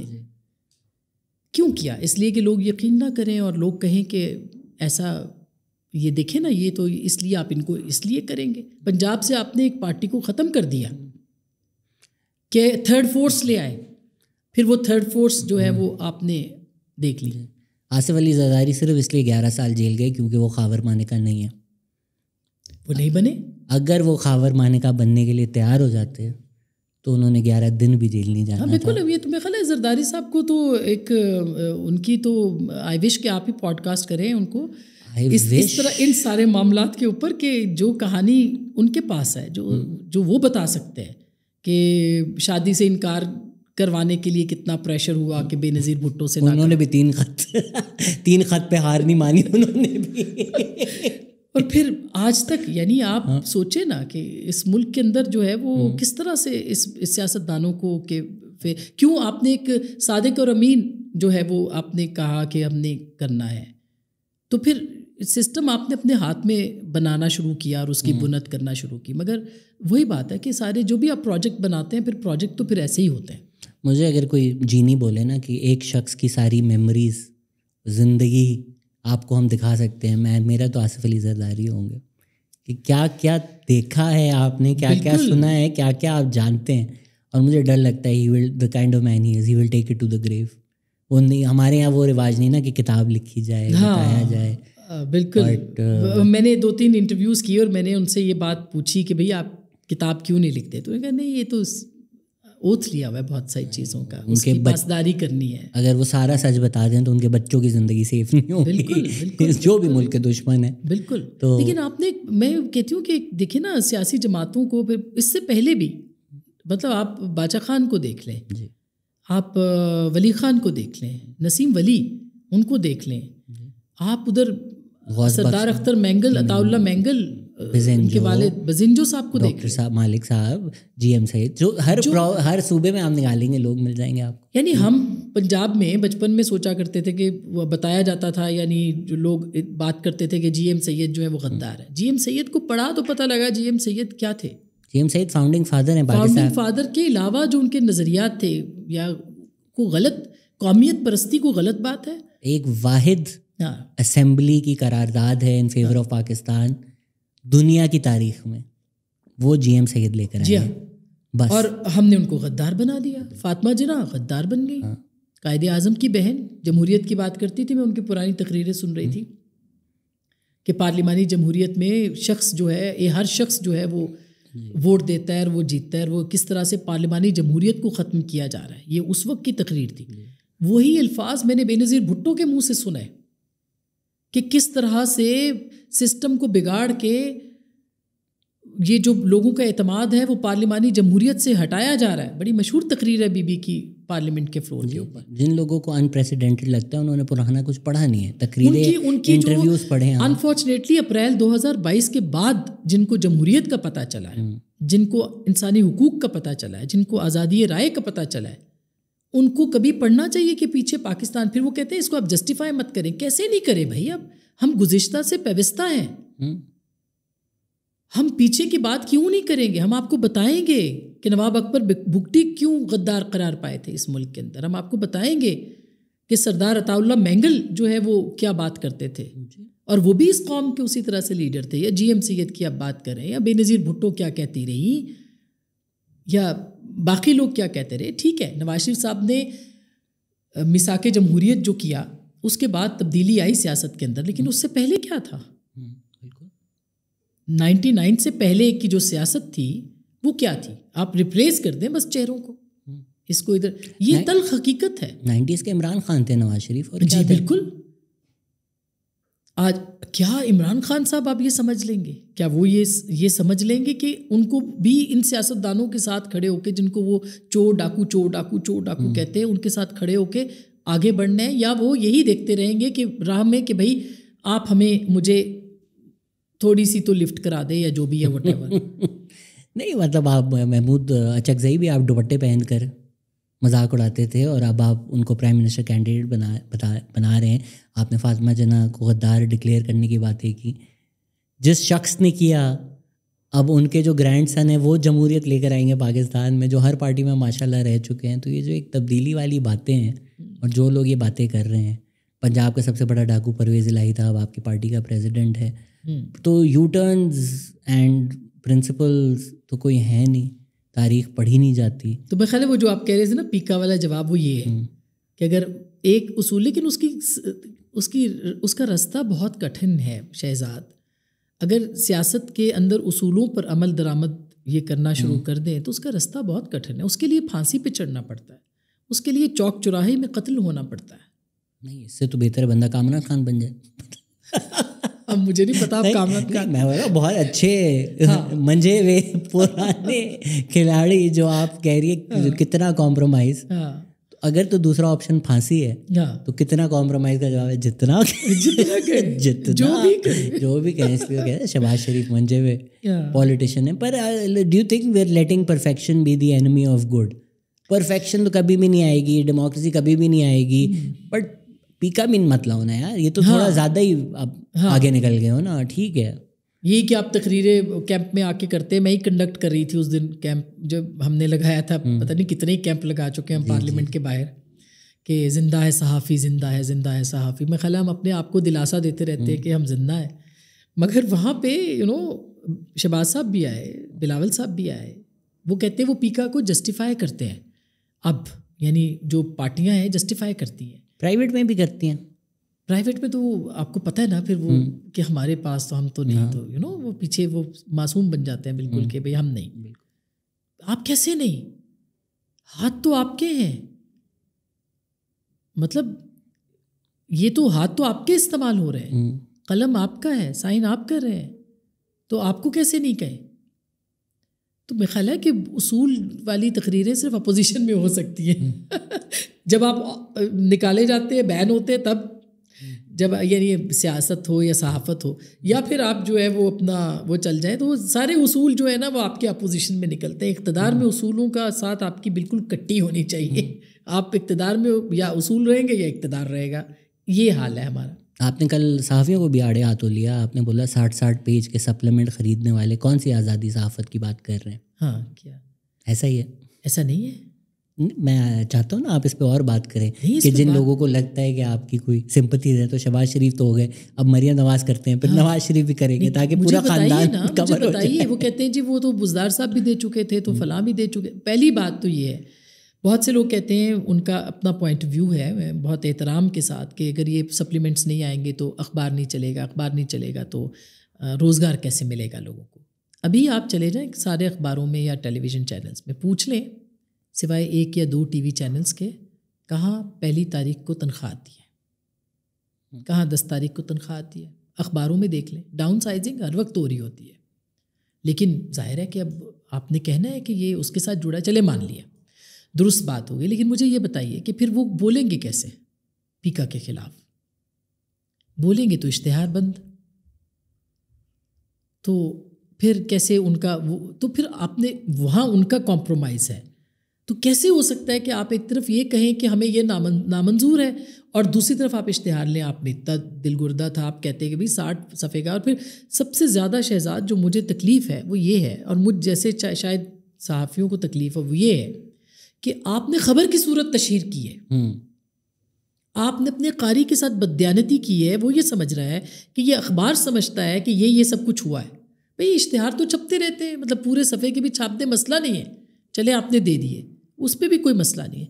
وہ جو طریقہ کار آپ اختیار کر رہے ہیں وہاں سوال تو پھر صحافیوں سے یا صحافتی مالکان سے بنتا ہے نا، یا ایڈیٹر سے بنتا ہے نا، کہ یہ آپ نے جو آپ کے پاس آئی جب تشہیر پورے صفحے کی تو آپ نے چیک کیا کہ یہ خبر درست ہے یا نہیں ہے، یہ فیک نیوز کے زمرے میں تو نہیں آتی، اس کو ایسے چھاپنا چاہیے کہ نہیں چھاپنا چاہیے، اس سے پڑھ کے قاری کیا سمجھے گا کہ یہ میرے اخبار نے جس کو میں روز پڑھتا ہوں یہ اس کا سچ ہے؟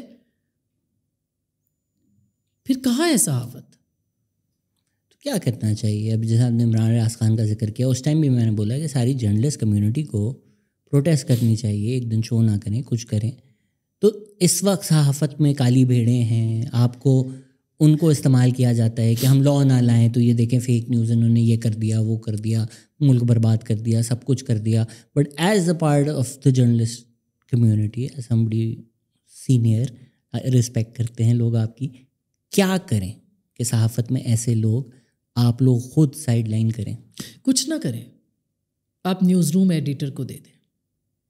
ایڈیٹر وہ جو غیر جانبدار ہو، ایڈیٹر وہ جو خبر کے ساتھ منسلک ہو. کچھ کرنے کی ضرورت نہیں ہے. یہ جتنی فیک آپ دیکھیں نا، fake news industry social media پہ بھی کن سے وابستہ ہے؟ صحافیوں سے وابستہ ہے. انفارچونیٹلی جو زیادہ بڑے بڑے لوگ ہوتے ہیں، بڑے بڑے جن کی کچھ کو انہیں کو استعمال کیا جاتا ہے نا، وہ صحافی بھی اداروں سے وابستہ ہے. اداروں کے اندر بھی ایک ریگولیشن آ جائے گی کہ ایڈیٹر بھی پوچھے گا کہ یہ آپ نے جو سوشل میڈیا پہ خبر دی ہے یہ آپ نے ادارے میں کیوں نہیں دی، اور اگر یہاں دی ہے تو یہ کتنی سچی ہے، اور وہاں دی ہے تو وہ جھوٹی کیوں ہے. آپ کسی پیرامیٹر کے اندر آ جائیں گے. سلوشن دیکھیں نا، تنقید کرنا آسان ہے، سلوشن دینا مشکل ہے، مگر یہاں سلوشن موجود ہے. آپ ایڈیٹر کو مختار کل بنا دیں. بٹ یہ سلوشن تو نہیں ہو سکتا کیونکہ جو میڈیا اونڈ ہے وہ کارپوریٹ اس سے ہے. تو اب میں اگر ایک سیٹ ہوں، میں چینل چلا رہا ہوں، میں ایک دیانتدار ایڈیٹر لا کر اس کو بولوں آپ چلاؤ، پیسہ سارا میں لگاؤں، it just that model just doesn't work. دیکھیں خبر تو جو ہے وہ اس بزنس کے اندر آپ یہ سوچ کے تو نہیں آتے کہ آپ نے جھوٹی خبر بیچنی ہے. جب آپ یہ بزنس اختیار کرتے ہیں تو آپ یہ تو نہیں کہتے کہ میں نے جھوٹی خبر بیچنی ہے. آپ نے خبر بیچنی ہے.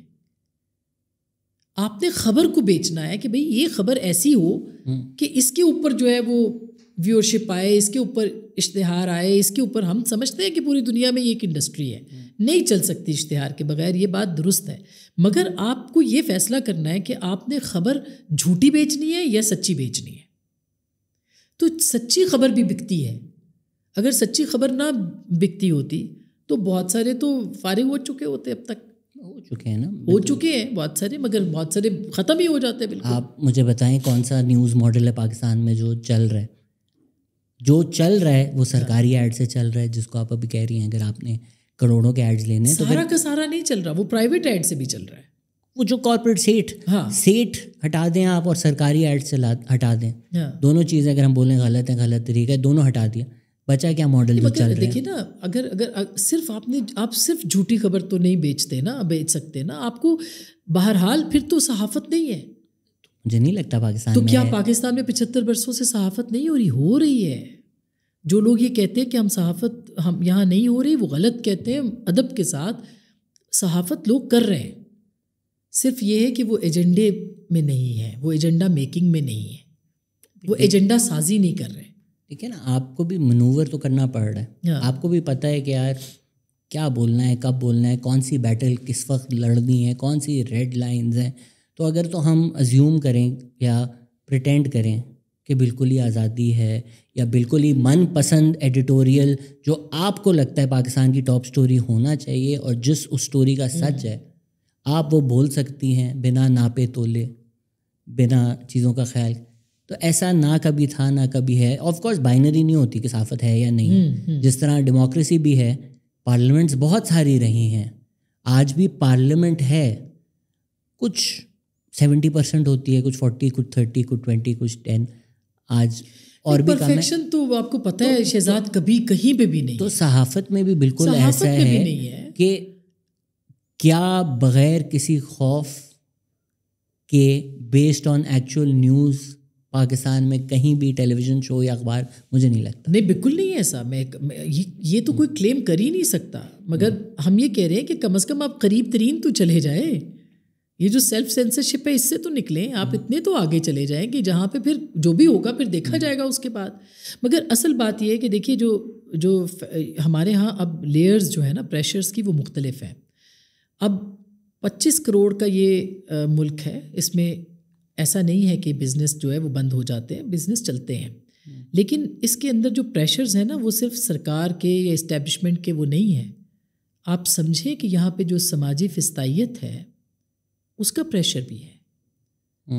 لوگ سچ نہیں بول پا رہے. کچھ جو ہیں وہ بندوق کی طاقت پہ جو ہے وہ سچ نہیں بول پا رہے, اور کچھ جو ہیں وہ اس فیشزم کے دباؤ کی وجہ سے سچ نہیں بول پا رہے. پریشر ایک نہیں ہے, سچ کو تو بہت سارے پریشرز ہیں, سچ پہ تو بہت سارے دباؤ ہیں. لوگ مجھے بتائیں کتنے لوگوں نے اپنا نیریٹو بدل لیا ہے کیونکہ وہ یہ ٹویٹر فیس بک کے اوپر گالی نہیں برداشت کر سکتے, بالکل ایسا الزام برداشت نہیں کر سکتے. میں نے تو بڑے بڑے جیداروں کو جو ہے وہ ڈرتے ہوئے دیکھا ہے کہ وہ اس وجہ سے جو ہے وہ اپنی بات نہیں کہتے کہ ان کو وہاں سے گالی پڑے گی. وہ اتنا اسٹیبلشمنٹ سے ایجنسیوں سے نہیں ڈرتے جتنے وہ سماجی فیشزم سے ڈرتے ہیں. بالکل ایسا ہے. میرا تو اس فستائیت سے ڈرتے ہیں جو کہ ان کو جس کا سامنا ہے ان کو اس کے اوپر. کتنے لوگ برداشت کر سکتے ہوں گے مجھے بتائیے کہ روز روز جو ہے وہ ٹرولنگ ہو رہی ہے, روز روز گالی پڑ رہی ہے, آپ کا امپریشن بنا دیا گیا ہے کہ آپ بڑے کرپٹ ہیں, آپ بدعنوان ہیں, آپ خراب ہیں, آپ تو پتہ نہیں کیا ہیں. یعنی یہ امپریشن آپ کا بنا, کتنے لوگ ہیں اس کو سسٹین کر سکتے ہیں. میں یہ سمجھتی ہوں کہ اس وقت ریاست سے زیادہ جو دباؤ ہے وہ سماجی فستائیت کا ہے جس کو ہم نہیں مانتے. پھر ہم پاپولر جرنلزم بھی کر رہے ہیں کہ ہمیں تعلیم ملے گی, ہمیں لائکس ملیں گے, ہمیں ویوز ملیں گے, اس لیے سچ کو آپ جو ہے نا وہ لپیٹ دیں اور اس کے اوپر ایک لبادہ اڑا کے اس کو آپ دیتے. ہم نے فنکار بھرتی کیے ہیں, صحافی تھوڑی بھرتی کیے ہیں. بری لگے گی بہت سارے ٹیک آفینس ایز اے فنکار, ایز اے فنکار سوری, مطلب آپ فنکار تو اچھے ہوتے ہیں. میں آپ کے راز کھولوں. مجھے چڑیا کی خبر آئی ہے کہ آپ نے بڑی کالج میں فنکاریاں کی ہیں, ابھی آپ جرنلزم میں آ گئی ہیں. پہلے نیلم شو یو آپ کو ایکٹنگ اور سنگنگ کا شوق تھا کالج میں. یہ کون ہے بھائی جس نے اتنی ساری خبریں سنا دی؟ آج فنکاروں کو برا بھلا بولا جا رہا ہے. میں تو فنکاروں کی خود ایک فنکار تھی.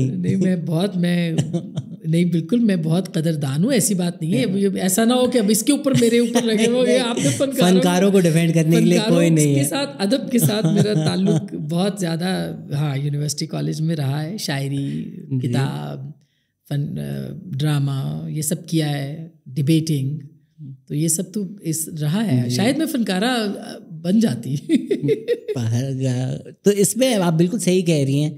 میرے گھر کے ایڈریس, میرے نمبرز, کیمپینز, یہ وہ. ایک دفعہ میں ملک میں بھی نہیں تھا, میری تصویر پہ نلّا لگا کے وائرل کر دیا. جن لوگوں سے میں 3-4 سال بات نہیں کی ان کے فون آ رہے ہیں کہ آپ زندہ ہیں, ہم نے واٹس ایپ پہ کہیں فالتو. تو یہ جو چیزیں ہوتی ہیں اس کے بعد خود سوچتا ہے یار کیا میں ٹویٹ کروں بلا وجہ, یہ اور نان سینس ہو جائے گی. ابھی ہم بات کر رہے تھے اپسا کومل, آپ کی بھی دوست ہیں, آپ کی بہت زیادہ رسپیکٹ کرتی ہیں. جب اپسا کومل پوڈ کاسٹ پہ آئی ہیں وہ چیز وائرل ہوئی ہے. اب میں اسلام آباد آیا ہوں, میں نے سوچا بھی نہیں, اب میں نے سوچا میں یار اپسا کو بلاؤں گا, بلا وجہ ان کی بھی زندگی عذاب, میری بھی زندگی عذاب, کیونکہ وہ ایسا ڈیڈلی کمبینیشن ہے کہ اپسا آتی ہیں تو وہ وائرل ہوتا ہی ہوتا ہے. تو وہ اب ایک اچھی کانورزیشن, ایک اچھی ہم دونوں کی گفتگو ہوتی ہے. I think she is very brilliant. ان کو میں اس لیے نہیں پوڈ کاسٹ پہ بلا رہا کیونکہ مجھے پتا ہے کہ پھر اس کے بعد پریشر ہے, اور وہ اب یہ کتنی بری وجہ ہے. This is no reason not to do a podcast with somebody. آپ صرف اکیلے نہیں ہیں, آپ کی فیملیز ہیں آپ کے ساتھ. It's a genuine fear.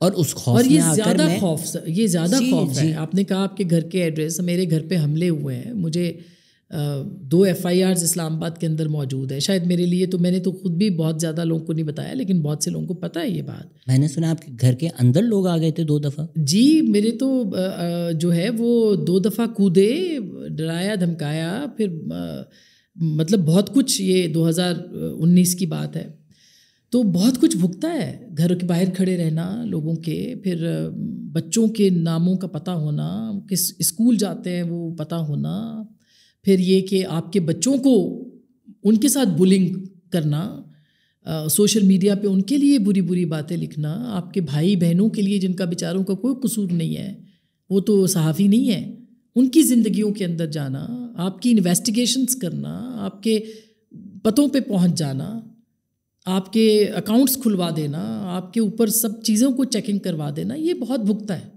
اور بھگت رہے ہیں.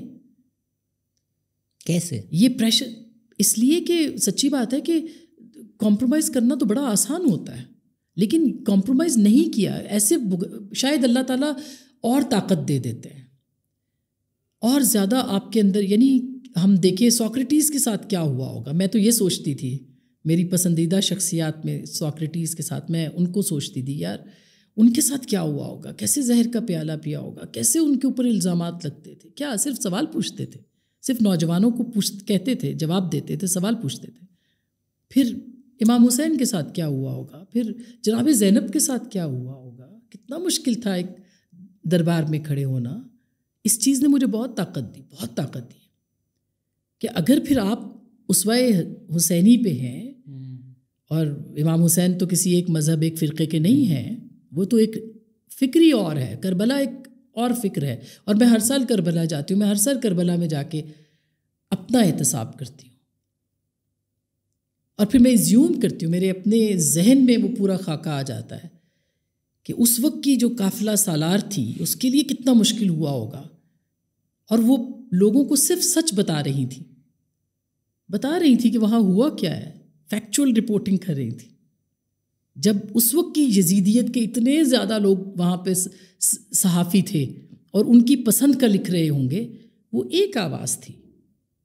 تو پھر یہ چیز طاقت دیتی ہے، یہ مضبوط کرتی ہے کہ کچھ بھی ہو جائے پھر ہم نے مقابلہ کرنا ہے، ہم نے لڑنا ہے. پھر یہ اس سے تو انبیاء نہیں بچے، اس سے اوصیاء نہیں بچے، اس سے اولیاء نہیں بچے، اس سے مشکل کشا نہیں بچے، تو ہم تو کچھ ہے ہی نہیں. مجھے انکریزنگلی لگتا ہے کہ پاکستان کی جو شیعہ کمیونٹی ہے نا وہ because the fact that Karbala کا واقعہ ہر سال as a reminder, as a way of life آپ کو بتایا جاتا ہے. I find them more prone to speak out in favour of what is the truth. اور پھر جو ایٹ لیسٹ میری عمر کے جو لوگ ہیں ان کا جو ایکسپیرینس رہا ہے کہ 9 محرم کو بام بلاسٹ ہوگا، 10 محرم کو اسی جگہ جلوس ہوگا. That also sort of teaches you کہ ڈرنا نہیں ہے، سچ بولنا ہے. Resilience. Yeah, that sort of brings a mad, brave resilience in you. تو اس ایکسپیرینس اینڈ دین اس میموری کے ساتھ گرو اپ کرنا sort of یہی اعزاز bring something in you. یہ سمجھ نہیں پایا کوئی بھی، یہ کوئی نہیں سمجھ پائے گا کہ یہ جو ریزیلینس ہے، ہر سال نکلنا اور یزیدیت کے خلاف آواز اٹھانا، احتجاج کرنا، یہ آپ کو کتنا مضبوط کرتا ہے اندر سے. یہ فرق جو ہے نا، یہ آپ کو جب پتہ لگے گا جب آپ کربلا جائیں گے. اور اس کے لیے کچھ ہونا، شیعہ ہونا ضروری نہیں ہے. ہاں پر مجھے US ویزا بھی چاہیے نا. میں آپ تو کہہ سکتی ہیں میرا وہ، مجھے بولیں گے تو کیوں گیا، تجھے کیا شوق تھا. تو یہ میرے کہنے کا مقصد یہ کہ آپ دیکھیں نا، میں تو گریس بھی جانا چاہتی ہوں. مطلب جو سوکریٹیز کی جو دور تھا، آپ سوچیں نا ذرا اس کو کہ بھئی ایک شخص جو ہے وہ زہر کا پیالہ پی لیا ہے، اس کو 4 بندوں نے سمجھایا آ کے کہ بھائی یہ تم کیا کر رہے ہو، ابھی بھی مان جاؤ، چھوڑ دو یہ کام جو ہے تم نے جو کر رہے ہو. وہ کہہ رہے نہیں میں یہ ٹھیک ہوں، اس طرح سے مجھے کوئی پرابلم نہیں ہے. امام حسین کو لوگ کہہ رہے ہیں کہ ارے بھائی چھوڑ دیں، کیا یزید کا تھوڑا کمپرومائز کر لیں، کہہ رہے نہیں، یہ کمپرومائز والی بات ہی نہیں ہے. یہ میں بعد کی نسلوں کو کیا جواب دوں گا، کیا کہوں گا. تو آج کے یزید پہ جن لوگوں نے بیعت لی ہوئی ہے، پتہ نہیں اب ہر ایک کے لیے اپنا اپنا یزید ہے. میں کیا کہوں، کیا کس کے لیے کون یزید ہے، کسی کے لیے کوئی ہے، کسی کے لیے کوئی ہے. مگر ہر وقت کا یزید ضرور ہے. وہ آپ نے دیکھنا ہوتا ہے اپنے ارد گرد کہ آپ کے لیے کون سا یزید ہے. یزید ایک علامت ہے، یزید ایک استعارہ ہے، یزیدیت ایک استعارہ ہے. تو اس کو تو آپ نے خود ہی ڈھونڈنا ہے. سم ٹائمز آپ کے اپنے اندر بھی اس طرح کی چیزیں ہیں جس کو آپ کو ڈھونڈنا پڑتا ہے آپ کو کہ بھئی یہ کہیں ہم تو نہیں، یہ جو خود احتسابی ہے کہیں یہ تو مطلب نہیں، خود کو دیکھنا پڑتا ہے کہ کیا ہے. یہ تو ہاؤ ہو گیا. I think that's maybe your how, sorry that's maybe your why, but what's your how.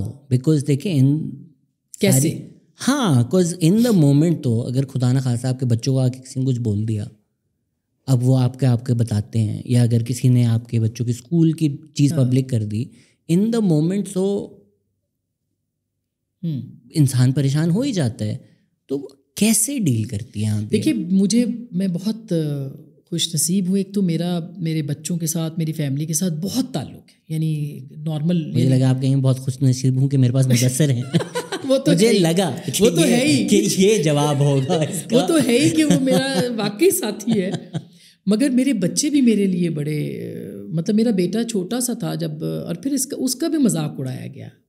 مطلب اس کا بھی اس نے یہ مطلب کہا کہ بھئی مجھے لوگ بلنگ کرتے ہیں آپ کے نام سے یا اس طرح سے, لیکن میں لوگوں کو کہتا ہوں کہ اگر میری ماما سچ کہتی نہ ہوتی تو ان کے لیے آسانیاں ہوتی. تو مجھے اپنے بچوں کو سمجھانا نہیں پڑا. یہ میرے لیے میرا خیال ہے کہ یعنی چھوٹی سی عمر میں ایک 7 سال کا یا 8 سال کا بچہ وہ خود بتا رہا ہے مجھے آ کے کہ ماما یہ ہوتا ہے, یہ چلتا ہے, پریشان نہیں ہونا, ہم آپ کے ساتھ ہیں. تو یہ خوش نصیب لوگوں کے ساتھ ایسا ہوتا ہے. مطلب پھر آپ کے بہن بھائی, آپ کی والدہ, یہ سب آپ کی جو سپورٹ سسٹم ہے یہاں کا, وہ آپ کو پھر آپ کی اپنی ایک اندر کی بھی میری والدہ کی تربیت ہے کہ آپ نے جو غلط ہے اس کو غلط کہنا ہے. ہمارے والدین کی ہوتی ہے نا تربیت, یہ بیسیکلی تو وہ ہے. تو اس لیے میرا خیال ہے کہ بچوں کے لیے بہت مشکل رہا ہے, لیکن بچوں نے بھی کمپرومائز نہیں کیا. تو کوئی مومنٹ آیا ویئر یو لائک یار it's not worth it, let me just quit? ہاں, شروع میں بہت ہوا. پھر یہ تھوڑا سا پتہ نہیں آپ چلا پائیں گے کہ نہیں چلا پائیں گے. آپ ہمیں ڈاؤٹ کر رہی ہیں. اظہر عباس صرف آپ اکیلے نہیں ہیں, میں بھی وعدہ کر رہا ہوں کہ میں چلاؤں گا. کاٹ دینا اس کو, مطلب یہاں اس کو کاٹ دینا. ویسے میں اس لیے کہہ رہی ہوں کہ مطلب دیکھیں ایک پھر میں نے اپنے آپ کے ساتھ نا بہت بات کی, اور جو میں تھوڑی دیر پہلے کہہ رہی تھی کہ یا میں کمپرومائزڈ ہو جاؤں یا پھر میں ڈٹ جاؤں. مطلب آپ سوچیں نا اس پورے اس میں جو ہمیں ایک ویمپائر بنا کے پیش کیا گیا ہے, یہ کتنا آسان ہوتا کہ ہم بڑے مزے سے لانڈری میں آپ کھڑے ہو جائیں, آپ صاف ستھرے ہیں, آپ کے ساتھ سب ہے, آپ ایک پارٹی کے ساتھ چلیں بھی اور آپ کو کوئی کہے بھی نہ کہ یہ جو ہے وہ فلانا ہے اور یہ دھمکانا ہے, یعنی آپ پہ لیبل بھی نہ کوئی لگے آپ ساتھ. تو یہ بڑا آسان تھا. لیکن پھر خود وہی بات ہے کہ فیصلہ جب آپ کسی فیصلے پہ پہنچ جاتے ہیں, اور وہ مشکل وقت تھا بہت, اور جو میں چلانے کا یہ کہہ رہی ہوں میں گئی, مطلب پتہ نہیں آپ کو دل چاہے تو آپ ایڈٹ کر دیجیے گا. مطلب میں مولا علی کے روضے پہ گئی and I had a dialogue with ہم کہ مجھے آپ یا طاقت دے دیں یا مجھے آپ, کیونکہ مشکل کشا ہیں, طاقت دے دیں یا مجھے کہیں کہ میں سرنڈر کر لوں. تو جب میں اٹھی وہاں سے تو میں طاقتور تھی, میرے اندر ایک طاقت آئی کہ بھائی نہیں کرنا ہے. 2019 کی یہ بات ہے. تو آپ کو بہت ساری چیزیں جو ہے نا وہ آپ کے سراؤنڈنگس میں مل رہی ہوتی ہیں, وہ آپ کو بتا رہی ہوتی ہیں, دکھا رہی ہوتی ہیں. آپ نے چوز کرنا ہے, رائٹ ٹائم پہ رائٹ چیز چوز کرنی ہے, بے شک جتنی مرضی مشکل ہو جائے. لیکن پھر آپ نے اپنے دماغ کو مضبوط رکھنا ہے کہ آپ نے اس کے اوپر ٹکے رہنا ہے, آپ نے پھر اس سے ڈیویٹ نہیں کرنا, آپ نے اس رستے کا جس کا انتخاب کر لیا ہے اس پہ پھر ناک کی سیدھ میں چلنا ہے. لوگ جو مرضی کہیں, جو مرضی بتائیں, وہ پھر آپ نے کرنا ہے. اتنی اچھی بات کرنے کے بعد اتنی گھٹیا بات کرنے پہ مجھے شرم آ رہی ہے. لیکن شہباز گل کا کیا آبسیشن ہے آپ کے ساتھ؟ واقعی آپ نے میں نے بہت ہی عرش سے فرش لے آئے ہوں آپ کو, پر کیا اس آدمی کو آپ سے آبسیشن ہے؟ میری ہمدردیاں ہیں اس کے ساتھ, بس اس سے زیادہ میں نہیں کہتی. کہ کسی کی ذہنی طاقت جو حیثیت ہے اس کے ساتھ ہمدردی کی جا سکتی ہے, اور کوئی اتنا ویلیویبل بھی نہیں ہوتا کہ اتنے اچھے خوبصورت جملے جو ہیں وہ کسی کے لیے بولے جائیں اور اتنا وقت ضائع کیا جائے. تو میری ہمدردیاں ہیں, ان کے جو بھی نفسیاتی مسائل ہیں, ان کے ذہنی مسائل ہیں, خواتین کے ساتھ ہیں, مسوجنسٹ اپروچ ہے, جو بھی ہے, ہمدردی ہے میری, دعا بھی ہے. As a female journalist, especially جو ینگ فیمیل جرنلسٹ آ رہی ہیں, ہمیں بتانے کی ضرورت نہیں ہے, سب کو ہی پتہ ہے مسوجنی کا جو لیول ہوتا ہے. تو پھر young female journalist who look up to you اور کمنگ ان ٹو دا پروفیشن, کیسے کمبیٹ کرنا ہے, کیا کرنا ہے, کیا یونیک چیلنجز ہیں that they should be ready for? Shahzad, جو ہمارے معاشرے میں نا, جب میں نے جوائن کیا تھا میڈیا تو میں بہت اونچا ہنستی تھی. لوگ کہتے تھے یہ لڑکی اتنا اونچا کیسے ہنستی ہے. تو اس کے اندر یہ تھا کہ میرے والدین نے، خاص کر کے میرے والد نے، میری تربیت ایسے کی تھی کہ میں اپنی مرضی سے جی سکوں، میں اپنے خوابوں کو پر لگا سکوں، اور میں اس کے لیے ان کی تھینک فل ہوں، شکر گزار ہوں اپنے والد کی، اپنی والدہ کی، خاص کر کے والد کی، کہ انہوں نے مجھے اڑنا سکھایا. تو یہ جو بچیاں آتی ہیں ان کو جینے کا اتنا ہی حق ہے جتنا کسی مرد کو ہے، بلکہ اس سے کہیں زیادہ ان کو جینے کا حق ہے.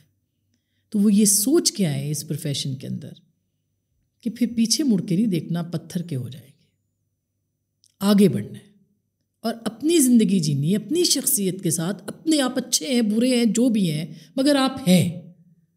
اور آپ جیسے افسا کو میں کہتی ہوں، افسا مجھے بہت پسند ہے، بہت پیاری ہماری دوست بھی ہے، بچی بھی ہے.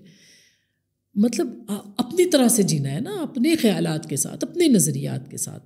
تو مشکل ہوگا، مگر یہ کہ یہ، اور پھر عورت کو ہر روز ثابت کرنا پڑتا ہے اس معاشرے کے اندر. عورت کو ہر روز ثابت کرنا پڑتا ہے کہ وہ مضبوط ہے. کبھی اس کو بتانا پڑتا ہے اور کبھی اپنے آپ کو بتانا پڑتا ہے کہ میں مضبوط ہوں. عورت بننے کے لیے، عورت کے مسائل کو جانچنے کے لیے آپ کو عورت بننا پڑے گا، تو ہی سمجھ آئے گا کہ اس ملک میں، اس معاشرے میں عورت بننا کتنا مشکل کام ہے. آپ پہ جو مرضی آتا ہے، جو مرضی فقرہ کس کے چلا جائے گا، کوئی بہتان لگا کے، الزام لگا کے نکل جائے گا، کیونکہ اس کو پتہ ہے کہ عورت ہے، سافٹ ٹارگیٹ ہے نا، کچھ کہہ نہیں سکے گا. مگر مردوں کے ساتھ وہ ایسی بات نہیں کریں گے. تو عورت جو ہے وہ کہیں زیادہ مردوں سے مضبوط ہے، کیونکہ وہ تخلیق کرتی ہے. تخلیق کرنا آسان کام نہیں ہے.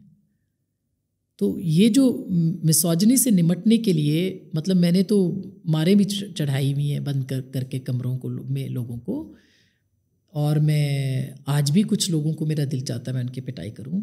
آپ نے لوگوں کو پیٹا ہوا ہے؟ ہاں، میں نے پیٹا ہوا ہے. سر کتنے ٹائم سے یہ ہو رہا ہے؟ آپ نے لوگوں کو پیٹا ہوا ہے؟ بالکل. یہ کیا کہانی ہے؟ میں نے پاکستان ٹیلی ویژن میں پیٹا ہے، میں نے ایک یونیورسٹی میں پیٹا ہے، میں نے ایک بس اسٹاپ پہ پیٹا ہے. میں نے بہت سی دفعہ، جب کوئی بدتمیزی کرے گا تو پھر آپ پیٹیں گے، ایسا نہیں کہ وہ پیٹیں گے نہیں. لیکن یہ کہ اپنے آپ کو مضبوط یعنی رکھنا پڑے گا. اور ہتھیار کیا ہوتے ہیں ہمارے پاس؟ پتہ نہیں کس سے پیٹا آپ نے، کیا ہتھیار تھے؟ ہماری ہیل والی جوتی، ہمارے سر کی پنے، یہی ہوتے ہیں ہمارے ہتھیار. اور کیا ہے یہ؟ اچھا، یہ میں نے کبھی نہیں سوچا تھا کہ کوئی پن سر کی پنے، وہ ٹیوزر، یہ اس طرح کے ہتھیار اور رکھنے چاہیے اپنے پاس ہر وقت. ہمارے پاس کس زمانے میں ہوتے تھے. اور نہیں تو پتھر مل گئے. ایک دفعہ ہم واک کر رہے تھے تو پتھر جھولی میں ہم نے اپنے بھرے اور اسی سے مارنا شروع کر دیا. تو بات یہ ہے کہ پھر وہ کبھی کبھی میں سننے والی بچیاں یہ نہ سمجھیں کہ میں کسی کو تشدد پہ اکسا رہی ہوں. ایسا میرا ایک سخت سوال آنے والا تھا، بٹ اب میں ذرا سوچ رہا ہوں کہ پوچھ لوں یا کچھ پتھر وتھر پڑے. نہیں، بالکل نہیں. میں کہنے کا مقصد یہ ہے، میں اس کو بالکل ظاہر ہے کہ وہ اٹھاتے ہیں نا جملے اٹھاتے ہیں، تو میں تشدد پہ نہیں اکسا رہی. مگر دیکھیے اپنے آپ کو آپ مضبوط بنا کے نہیں نکلیں گے. مطلب میری تو بھتیجیوں اور بھانجیوں نے جوڑو کراٹے سیکھے ہیں. تو آپ اپنے آپ کو مضبوط، اور پھر کمپرومائز نہ کریں اپنی شخصیت اور اپنی شناخت کے اوپر. لوگوں نے بہت سارے سوال پوچھے تھے. مین آپ کا جو حج اسکینڈل ہے اس کے بارے میں نے پھر ایک انٹرویو بھی آپ کا سرچ کیا، اس میں بولا آپ نے کہ آپ کو نہیں پتا تھا کہ یہ ٹیکس پیئر سے آ رہے ہیں، لیکن اگر پتہ ہوتا تو بھی آپ جاتی ہیں. تو اگر آپ کہہ رہی ہیں کہ اخباروں کو ایڈز ملتے ہیں تو ان کی آزادی کمپرومائز ہو جاتی ہے، تو اگر آپ ٹیکس پیئر سے حج کر رہی ہیں جس میں گورنمنٹ پروجیکٹ ہے. Thank you so much Shahzad for asking this question. اس کی وجہ یہ کہ اس پہ میں نے کبھی بات نہیں کی. بائی دا وے یہ پہلی بار ہے جو میں آپ سے. This is the number 1 thing that people said when I said you are coming on the پوڈ کاسٹ. تو میں اس لیے شکریہ آپ نے پوچھا. ایک تو وہ خیر وہ جو انٹرویو جس طرح سے ہوا تھا، میرا خیال ہے اس کی وضاحت متی اللہ کر چکے ہیں. وہ آئے تھے میڈیا لاس پہ پوچھنے کے لیے. اور پھر اس کے میں کچھ فیکٹس آپ کو بتاؤں کہ یہ 2009 میں ایک انویٹیشن آیا تھا جو کہ ہر سال آتا ہے اداروں کو حج کے حوالے سے، آبزرورس کے لیے یا اس طرح سے. تو انہوں نے، میں اس وقت ARY پہ تھی، تو یہ جو تھا انویٹیشن وہاں پہ جب پہنچا تو جو مالکان تھے ہمارے جو وہاں پہ تھے، انہوں نے مجھے نامینیٹ کیا کہ میں اور مدثر بھی ادھر ہی کام کرتے تھے کہ ہم دونوں اس حج کے لیے جائیں گے. مگر اس کی پیمنٹ کرنا تھی. ہاف آف دا پیمنٹ جو تھی وہ ہونا تھی پہلے، اور باقی جو تھی وہ وہاں پہ، کیونکہ کوئی بھی حج جو ہے فری نہیں ہوتا بائی دا وے، تو ہم جو تھے ہم نے وہ پیمنٹ وہ کی، بلکہ یہ وہ واحد حج ہے جو کہ 2 دفعہ پیمنٹ کی ہے جس کی. آپ کو یہ سن کے حیرانگی بھی ہوگی، ہنسی بھی آئے گی کہ ایک حج کی 2 پیمنٹس میں نے کی ہے. 2009 کے اندر حج کیا، 2011 کے اسکینڈل کے ساتھ اس کو جوڑ دیا گیا، جبکہ 2009 کے حج کا 2011 کے اسکینڈل کے ساتھ کوئی تعلق نہیں تھا. اور پھر جب یہ ہوا، اور میں نے اس کے اوپر کبھی وضاحت اس لیے نہیں کی کہ یہ میرا مطلب میں نے اس کو اس طرح سے کیا نہیں اور ہے بھی نہیں، یہ سب سے بڑی فیک نیوز تھی. اور پھر جب میں نے اس کو کیا، یہ پیمنٹ کر دی، اس کی دوبارہ بھی پیمنٹ کر دی، جس کی رسیدیں بھی میرے پاس موجود ہیں، جس کی ساری پیمنٹس بھی میرے پاس موجود ہیں، مگر اس کو پھر ڈریگ کیا گیا 2009 کے اسکینڈل کو 2011 کے اندر لا کے، اور اس کو بنایا گیا میرے خلاف. خیر، اس کی پھر مطیع اللہ جان صاحب نے بہت دفعہ وضاحت بھی کی ہے کہ یہ سرکاری نہیں تھا، یہ سعودی انویٹیشن کے اوپر تھا. اور پھر لیکن وہی بات ہے کہ جب پروپیگنڈا ہوتا ہے تو پھر اس کے اوپر تو کوئی آپ جتنی مرضی، اور وہ مولا علی کا قول ہے کہ دوست وضاحت مانگتا نہیں، دشمن وضاحت قبول نہیں کرتا. تو میں نے اس کے اوپر کبھی بات نہیں کی، مگر جس طرح سے اس کو پھر بنا کے اور اسکینڈلائز کیا گیا، کون کون سی قوتیں اس کے اندر شامل تھیں، مطیع اللہ کی وضاحت بھی اس کے اوپر لوگوں نے نہیں مانی، تو اس کے اوپر پھر کیا اور کہا جا سکتا ہے. یہ کوئی اتنی وہ نہیں تھی، مگر وہی بات ہے کہ ایک حج کی 2 دفعہ پیمنٹ کی ہوئی ہے، دونوں کی رسیدیں بھی موجود ہیں میرے پاس، اور ہر چیز میرے پاس ہے. لیکن یہ ختم تھوڑی کریں گے، اس کے بعد کچھ اور نکال لیں گے، اس کے بعد کچھ اور نکال لیں گے، اس کے پاس کچھ اور نکال لیں گے. تو وہ جو ایک اسپر آف دا مومنٹ وہ تھا کہ ایک دم سے آپ کے ساتھ کوئی سوال ہو جائے اور آپ اس کو سمجھ ہی نہیں پا رہے ہیں اور وہ کر رہے ہیں آپ اس طرح سے، وہ تھا. مگر ادروائز اٹ واز ناٹ. پھر اب سپریم کورٹ بھی ہم گئے تھے، by the way supreme court نے بھی ڈکلیئر کیا کہ یہ سرکاری نہیں ہے. تو کوئی ٹیکس پیئر 1 روپیہ بھی نہیں، 1 روپیہ بھی نہیں کسی بھی عدالت میں لے جا سکتی ہوں، 1 روپیہ بھی نہیں. لوگوں کے تھوڑے اور سوال تھے. Hopefully we'll try and wrap this up in 5 minutes. دوسرے والے آ گئے ہیں.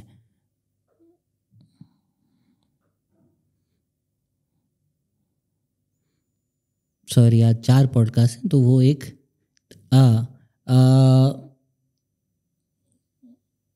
How come she isn't aging at all or rather reversed her age with all due respect? آگے انہوں نے یہ بھی بولا ہے asked in a complimentary manner and connotation. Thank you. میں نے ہوپ فلی آپ کی رائے، آپ کی توقع پہ پورا اتراؤں گا میں. جی کیسے اٹس اے کمپلیمنٹ اگر کوئی یہ کہہ رہے تو، مگر میرا خیال ہے کہ اگر آپ کے کوشش کرتے ہیں، میں ظاہر ہے ٹی وی پہ ہوتے ہیں، شاید میک اپ ہو جاتا ہے اس طرح سے، آئی ڈونٹ نو، مگر یہ ہے کہ لوگ مجھے میرا خیال ہے کہ 22 سال کی عمر سے دیکھ رہے ہیں ٹی وی پہ. تو بس یہ لوگوں کی محبت زیادہ ہے، میرا کوئی اس میں کمال نہیں ہے. نہیں، آپ کی زندگی میں اسٹریس کم ہے. ابھی میں اعزاز سے کوئی 1 سال بعد ملا تھا، ہم دونوں گرے اینڈ وائٹ ہو گئے ہیں. اعزاز تو مجھے لگتا ہے بہت اسٹریس میں، تھوڑے زیادہ ہی جلدی وائٹ ہو گئے ہیں، یا تو انہوں نے کالے کرنے چھوڑ دیے زیادہ. بالکل. The way she is hounded by our youth, how does she deal with it? How does her family deal with it? I think تھوڑا بہت ہم نے کور کر لیا ہے. ساتھ یہ how does she remain calm? Is she Jain? کسی انڈیا میں سے کسی نے پوچھا ہوگا کام کیسے رہتی ہیں آپ؟ دیکھیے، جب اپنی ذات پہ یقین ہو اور کوشش کرے آدمی کہ آپ، تو پھر کمپوزڈ رہتا ہے. تو اس لیے مجھے فرق نہیں پڑتا جب لوگ مجھے بہت زیادہ ٹرولنگ کر رہے ہوتے ہیں یا بکواس کر رہے ہوتے ہیں، سرکاری آجن کہہ رہے ہوتے ہیں، مجھے کوئی فرق نہیں پڑتا فرینکلی. میں اس لیے کہ جو میں لکھ رہی ہوں، جو میں بول رہی ہوں، میری شخصیت اس کے اندر موجود ہے. اور وہی بات ہے کہ دوست وضاحت پوچھے گا نہیں، دشمن یقین کرے گا نہیں. تو پھر اپنے آپ اپنا کام کیے جانے چاہیے، اور کس پہ کون کیا الزام نہیں لگا. کچھ تو لوگ کہیں گے آپ شاعرانہ موڈ میں ہی ہیں. تو کسی نے کہا ہے great news, please ask her to recite some Punjabi poetry, she is an authentic orator and her Punjabi accent is unadulterated. میں خیال ہے ربا سچیا سنی ہوگی یا مرتا پریتم انہوں نے سنی ہوگی. تو ربا سچیا تو تے آکھیا سی جا اوے بندیا جگ دا شاہ ہے تو، ساڈیاں نعمتاں تیریاں دولتاں نے، ساڈا نیب تے عالی جا ہے تو، اس طور تے کد پچھیا سی اس نمانے تے کی بیتیاں نے، کدی سار بھی لئیوں رب سائیاں تیرے شاہ نال جگ کی کیتیاں نے. ਕਿਤੇ ਧਾਂਦਲੀ ਮਾਲ ਪਟਵਾਰ ਦੀਏ, ਕਿਤੇ ਸ਼ਾਹੀ ਪੁਲਿਸ ਸਰਕਾਰ ਦੀਏ, ਐਵੇਂ ਰਗਾਂ 'ਚ ਫੜਕੇ ਜਾਨ ਮੇਰੀ ਜਿਵੇਂ ਭਾਈ 'ਚ ਕੂੰਜ ਕਰ ਲਾਉਂਦੀ। ਚੰਗਾ ਸ਼ਾਹ ਬਣਾਇਆ ਹੀ ਰੱਬ ਸਾਈਆਂ, ਪੌਲੇ ਖਾਂਦਿਆਂ ਵਾਰ ਨਾ ਆਉਂਦੀ ਏ। ਮੈਨੂੰ ਸ਼ਾਹੀ ਨਹੀਂ ਚਾਹੀਦੀ ਰੱਬ ਮੇਰੇ, ਮੈਂ ਤੇ ਇੱਜ਼ਤ ਦਾ ਟੁੱਕਰ ਮੰਗਣਾ ਹਾਂ। ਮੈਨੂੰ ਤਾਂਗ ਨਹੀਂ ਮਹਿਲਾਂ ਮਾੜੀਆਂ ਦੀ, ਮੈਂ ਤੇ ਜੀਵੇਂ ਦੀ ਨੁੱਕੜ ਮੰਗਣਾ। ਮੇਰੀ ਮੰਨੇ ਤੇ ਤੇਰੀ ਸੌ, ਜੇ ਤੇਰੀ ਇੱਕ ਵੀ ਮੈਂ ਮੋੜਾਂ। ਜੇ ਤੂੰ ਮੇਰੀ ਨਾ ਮੰਨੇ ਤੇ ਮੈਂ ਜਾਵਾਂ ਤੇ ਰੱਬ ਕੋਈ ਹੋਰ ਲੋੜਾਂ। سوال بہت سارے اور تھے لیکن اس پر ہی اینڈ کرنا، اسپیشلی موڈی 9000 آپ کے 4 سوال ہیں، چاروں بہت اچھے تھے، پر اس کے بعد لگ نہیں رہا مجھے کہ کوئی اس سے بہتر اینڈ ہمیں مل سکتا ہے. Thank you so much, hope you had a good time. اور اس کے بعد اب آپ پوڈ کاسٹ پہ جانا شروع کر دیں گی، ہوپ فلی اچھا ایکسپیرینس ہوا ہے. Thank you so much for your time. Thank you for listening. Take care. خدا حافظ.